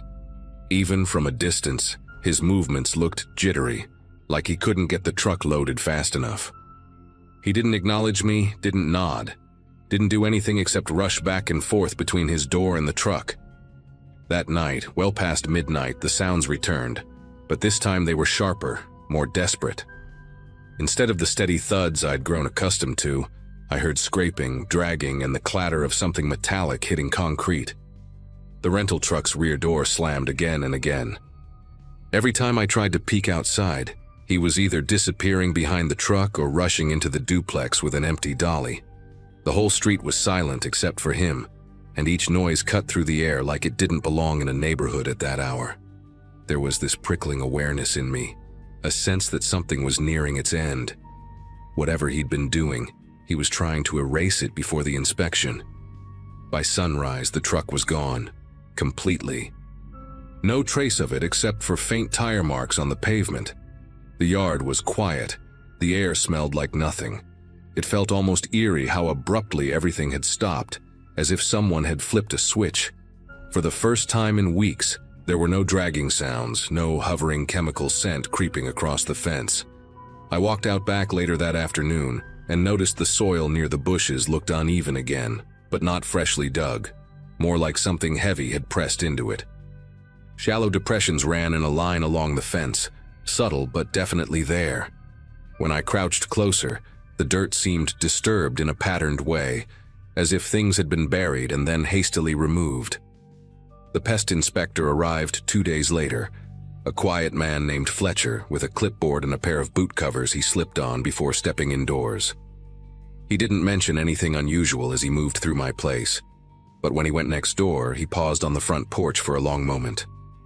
The neighbor's unit was completely empty, doors open, blinds drawn up halfway, and a faint echo drifting out as if the walls had just been stripped bare. Fletcher walked through slowly, peering along the baseboards and checking cabinets, but he eventually returned, shaking his head, saying the place felt hollow. After he left, the landlord stopped by briefly, muttering about an early termination of the lease and unpaid fees, though he didn't seem too surprised. People came and went in that building often, but something about this departure unsettled him more than he admitted. Over the next week, the yard began to change in a way I couldn't ignore. The depressions along the fence grew more pronounced, almost like the ground was settling from the inside out. I tried brushing my shoe over one of them, expecting it to feel firm, but the soil shifted under the surface, soft in a way that didn't match the surrounding earth. A stray dog from down the street wandered into my yard one afternoon and started pawing at one of the spots, digging with this frantic enthusiasm animals get when they've picked up a scent. I had to shoo it away, but the claw marks it left behind revealed darker soil beneath, packed in uneven layers that didn't look natural. Seeing that patch exposed stirred something uneasy deep in my gut.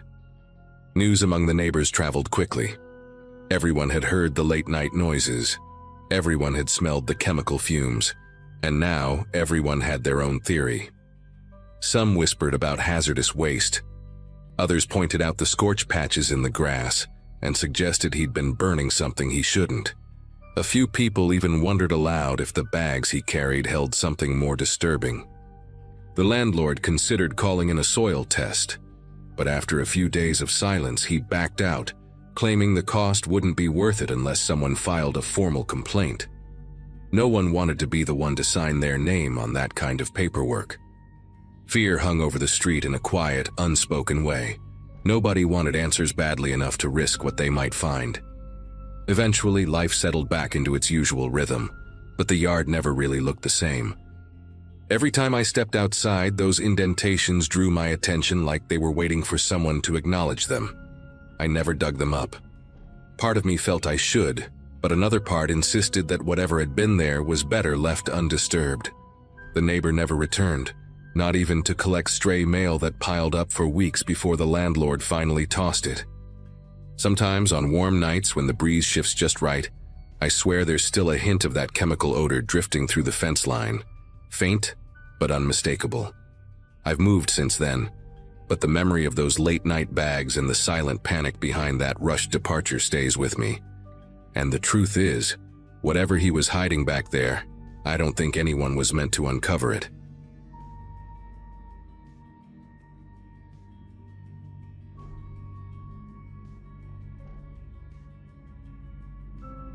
Moving into that upstairs apartment felt like a reset I desperately needed. Work was steady, my schedule was predictable, and living on my own again gave me a sense of control I hadn't felt in a long time. The building was older, the kind with narrow staircases and vents that hummed faintly at night, but it suited me. I remember unpacking that first weekend, humming along to music, trying to make the place feel like mine. The only thing that caught my attention early on was the downstairs neighbor's bass, deep, heavy, and always past midnight. I didn't think much of it at first. People have habits, and I wasn't trying to be difficult. When I finally knocked on his door and asked, as politely as I could, if he could lower it after midnight, he just stared through the crack like he was studying the shape of my voice. He didn't say yes, didn't say no, just closed the door slowly, as though testing how long I'd stand there. The next morning, stepping out for work, I found my welcome mat slashed straight down the middle. The cut was so clean it made me stop for a few seconds just to understand what I was looking at. The mat wasn't expensive, but it was personal. I'd brought it from my old place because it reminded me of home. Seeing it destroyed right at my doorway instantly felt targeted. I kept replaying our interaction from the night before, wondering if my request somehow came across as rude. I even checked the hallway camera at the end of the corridor, only to realize it had been unplugged, the cord coiled neatly beside it. That detail bothered me more than the slashed mat. Someone had gone out of their way to make sure nothing was recorded, and in that building, only a handful of tenants knew where that camera was plugged in. A couple of days later, while getting ready for bed, I heard footsteps downstairs. Not unusual in an apartment building, but these were different. They didn't move in a straight line or sound like someone walking naturally. They paced, slow, deliberate steps that shifted direction whenever I did. If I moved toward the kitchen, the footsteps followed along the floor beneath it. If I stopped, they stopped. I stood still for a long minute, listening, hoping it was just pipes contracting or settling, but the pattern was unmistakable. The footsteps were tracking me. I tried brushing it off as paranoia, but the sound had a weight to it, like someone dragging their feet with purpose, matching my movements with eerie accuracy. That night, at around 3 a.m., a soft knocking started at my door, gentle enough to sound hesitant, but persistent enough to keep me awake. No voice followed it. No shifting shadows under the door, just the rhythmic, quiet tapping of someone who knew exactly how to keep a person on edge. Filing a complaint with management felt like the only reasonable thing to do. I explained the noises, the slashed mat, and the knocking, hoping they'd talk to the neighbor or at least check the maintenance logs. Instead, what I got was retaliation I couldn't have imagined. That evening, while I was eating dinner, recordings of my own conversations started playing from the apartment below. My voice crystal clear, repeating ordinary things I'd said while on the phone earlier that day. The sound came through the vents, echoing upward in a warped, hollow way. I remember standing in the middle of my living room, heart racing, suddenly aware of every vent and grate in the place. I didn't even know the units shared ventilation, let alone that someone could use them like a listening system. The worst part wasn't hearing my own words. It was realizing he had chosen what to play. He picked moments where I sounded distracted or tired, as if mocking how unaware I'd been. A few days later, when I walked out to my car before work, I noticed a jagged reflection streaking across the driver's side door. At first I thought it was just dirt catching the sunlight in a weird way. But the closer I got, the clearer it became. Someone had keyed the entire side of my car, carving a message so deeply the metal curled at the edges. I hear everything. The letters were uneven, almost frantic, like whoever did it couldn't control their pressure. My first instinct was to look around the lot, half expecting someone to be watching, but the place was silent except for a distant lawnmower. I felt exposed standing there, as if stepping into my car made me part of some sick game he thought we were playing. I reported it to the landlord and the police, but without cameras or witnesses. They told me there wasn't much they could do besides take note of it. Hearing that made my skin crawl in a way I can still remember. Someone was escalating, and I was the only one who seemed to understand that. The pacing under the floors didn't stop. It grew bolder. Instead of following me only in the evening, it started the moment I got home from work. Heavy steps pressed upward from the wood, slow and methodical, making the floorboards tremble just slightly under my feet.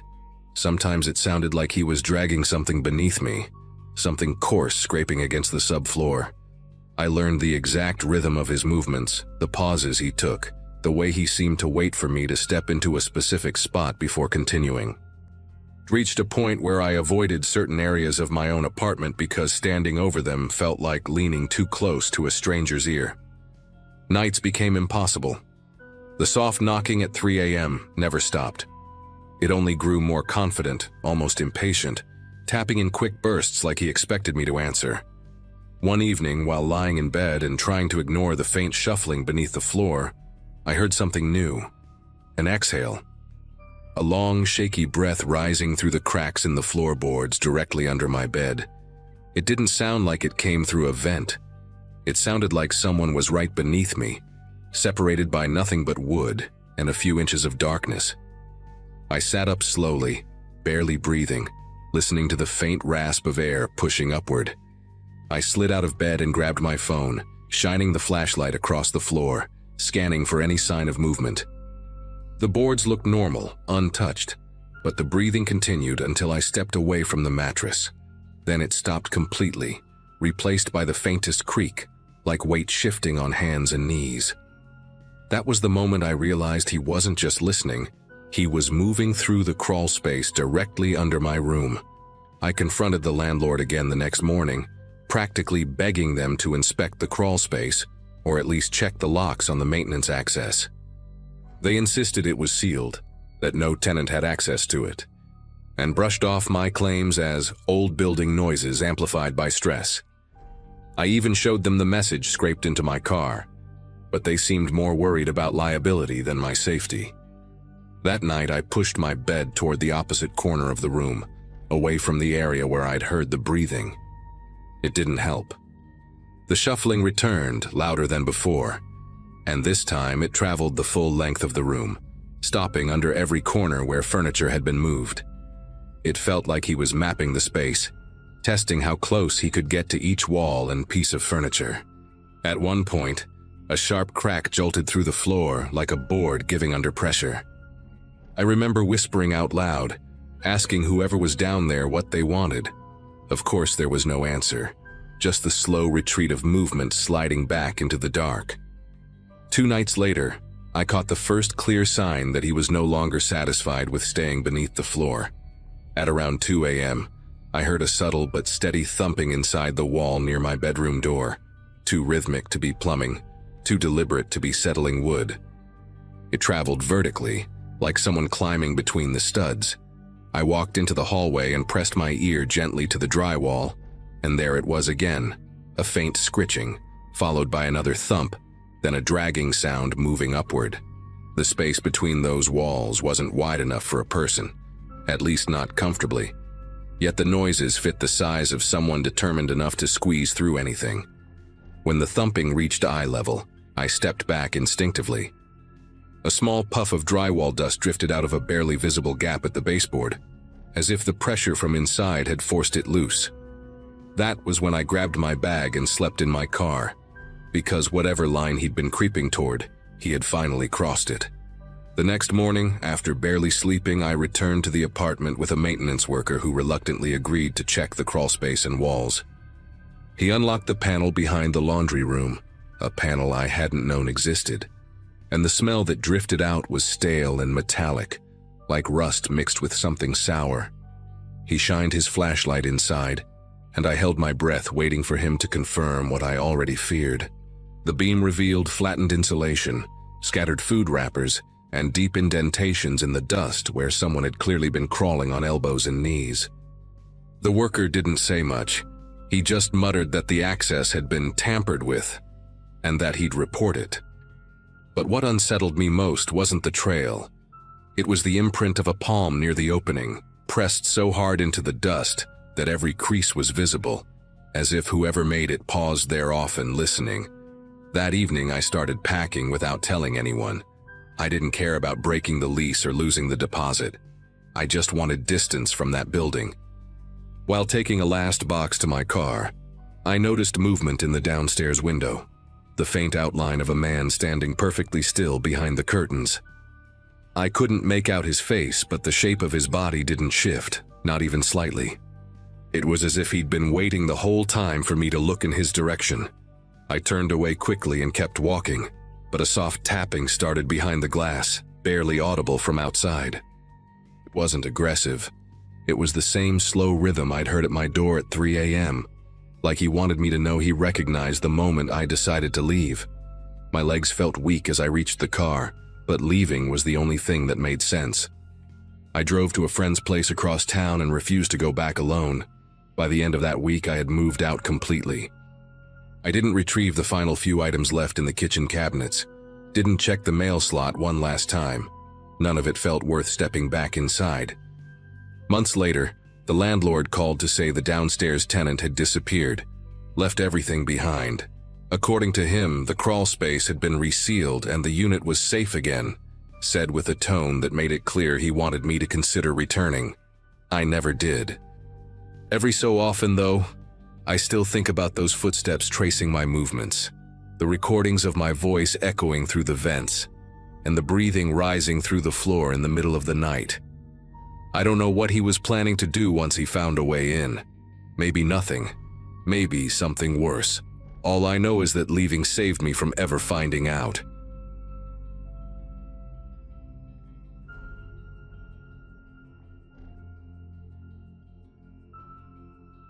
Most of that year had been pretty uneventful for me. I was working long shifts at a small print shop, keeping to myself, and trying to save enough money to move out of the old apartment building I'd been stuck in for far too long. The place wasn't dangerous, just worn out. Thin walls, flickering hallway lights, and a constant smell of burnt toast drifting up from a unit downstairs. Around that time, one of my neighbors, a quiet guy named Evan, lived right across the hall from me. He wasn't the type who made small talk, but he'd nod whenever we passed each other. For months, he'd been predictable in a comfortable way. Same gray jacket, same beat-up sedan parked in the same corner spot, same routine of leaving early and returning late. Nothing about him ever stood out, until one week when everything about him changed. It began with the cameras. I remember unlocking my door and noticing a small black device mounted above Evan's doorframe, angled strangely, not toward the hallway like a normal security measure, but pointed inward, facing his own door as if he expected something to come from inside. Later that day, another one appeared, this time lower, almost at knee height, also aimed directly at his door. The whole setup felt backwards, like he was trying to see who might approach from behind him rather than from the hallway. When he walked past me that evening, he practically jumped even though I barely moved. His eyes darted around as if he were tracking invisible threats, and when he reached the parking lot, he didn't go to his usual spot. He circled the entire lot twice before choosing a space nowhere near the building. Over the next couple of days, his behavior grew more jittery. He'd pause at his door before unlocking it, pressing his ear against the wood as if listening for movement inside.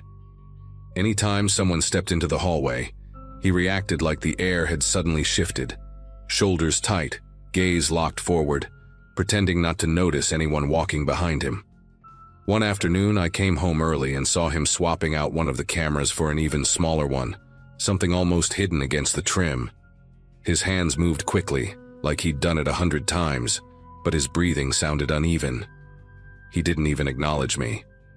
Instead, he muttered something under his breath, just a few scrambled words I couldn't make out, and slipped back inside.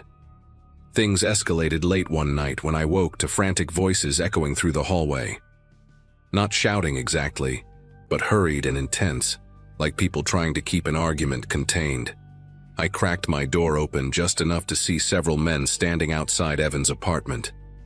They weren't dressed in uniforms, but something about the way they moved felt coordinated. Heads tilted the same way, backs straight, scanning the hallway with short, sharp glances. They knocked on Evan's door and called him a name I'd never heard before, a name that didn't sound even remotely similar to Evan. Their voices carried a strange mix of impatience and certainty, like they knew he was inside. When one of them spotted me watching, the entire group went silent. They didn't threaten me, didn't say a word. They just stepped back, exchanged looks, and vanished down the stairwell so quickly it barely felt real. By the next morning, the hallway felt different, emptier somehow, as if the night had peeled something away. I knocked gently on Evan's door before leaving for work, more out of concern than curiosity, but the sound echoed without any response. When I came back that afternoon, the cameras were gone. Not just removed, but completely stripped away, leaving faint outlines where the adhesive had been. Through the crack beneath his door, I no longer saw the thin line of light he usually kept on. The place felt hollow. The following day confirmed it. Movers carried out the last of his belongings in silence, and by evening the apartment stood entirely bare. No furniture, no bags, no stray items forgotten in a rush, just a spotless, empty unit that looked as if no one had lived there at all. The building should have settled back into its usual rhythms after that, but it didn't. 2 nights after Evan's sudden disappearance, a strange metallic sound woke me up, something like someone testing a doorknob with the patience of a lockpicker. I sat up, listening. It wasn't my door, it came from across the hall. Footsteps moved slowly, deliberately, stopping and starting in irregular intervals. I opened my peephole just enough to see 3 silhouettes in the hallway. These weren't the same men from before. Their posture, their clothing, even their presence felt different.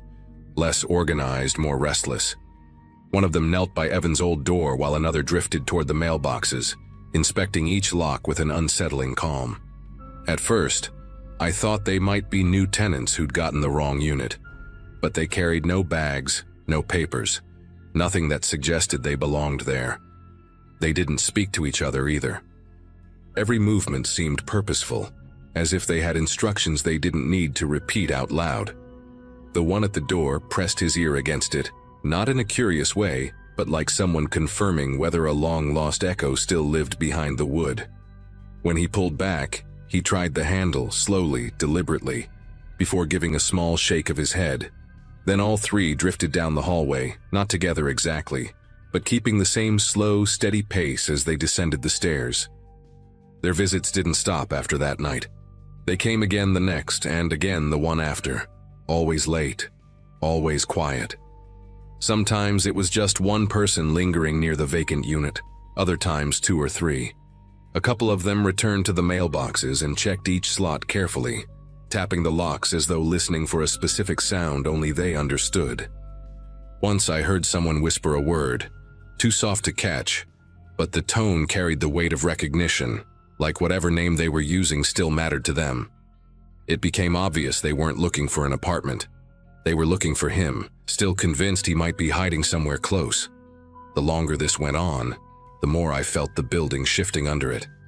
People who had lived there for years suddenly kept their doors locked at all times, even in the daytime. Conversations in the stairwell stopped the moment these strangers appeared, as if the entire place had quietly agreed not to draw attention. I caught glimpses of them moving through the parking lot too, checking cars, pausing at empty spaces, scanning the rows like they were matching something against a memory. Sometimes one of them would linger near the tree by the sidewalk, looking up at the windows with a blank sort of focus, not searching the building exactly, but marking it, as if making sure it hadn't changed since the last time they came. What unnerved me most was how they treated the empty apartment across the hall.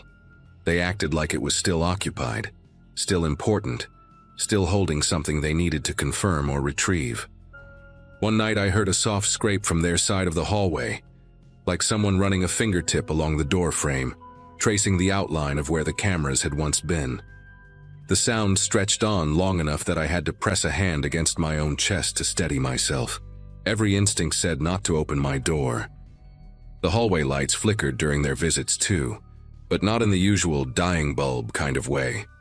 It was more like the lights dimmed just slightly whenever they passed beneath them, as though their presence disrupted something delicate in the wiring. On the 5th night, I heard footsteps stop directly in front of my door. Not the tentative kind, not the sort that fumble looking for a number. They paused with intention. I stayed completely still, listening to breaths that were too controlled, too measured. Then came the softest tap against my doorknob. Not a twist, not a push, just a touch, like someone testing whether I would respond. I didn't move. After a few seconds, the footsteps shifted back toward the empty unit. A man's voice murmured something low, followed by a faint reply from farther down the hall. Their footsteps drifted away in no real hurry, as if they had all the time in the world to keep circling back. Eventually, I realized that waiting for them to stop wasn't a plan. It was just me hoping the problem would solve itself. So the next morning, I told the building manager everything. Every late-night visit, every door check, every time someone lingered by the mailboxes. She frowned like she wanted to dismiss it, but couldn't. By that afternoon, she'd installed new hallway cameras and scheduled a full lock replacement for every unit on the floor. The strange visits didn't stop immediately, but they changed. The strangers returned once more, looked straight at the new cameras, and left without touching a single door. After that, they were gone. No more footsteps at night. No more tapping on doorknobs. No more figures drifting in the parking lot. Evan never came back, and nobody who moved in after him stayed longer than a month, but the hallway finally went quiet again.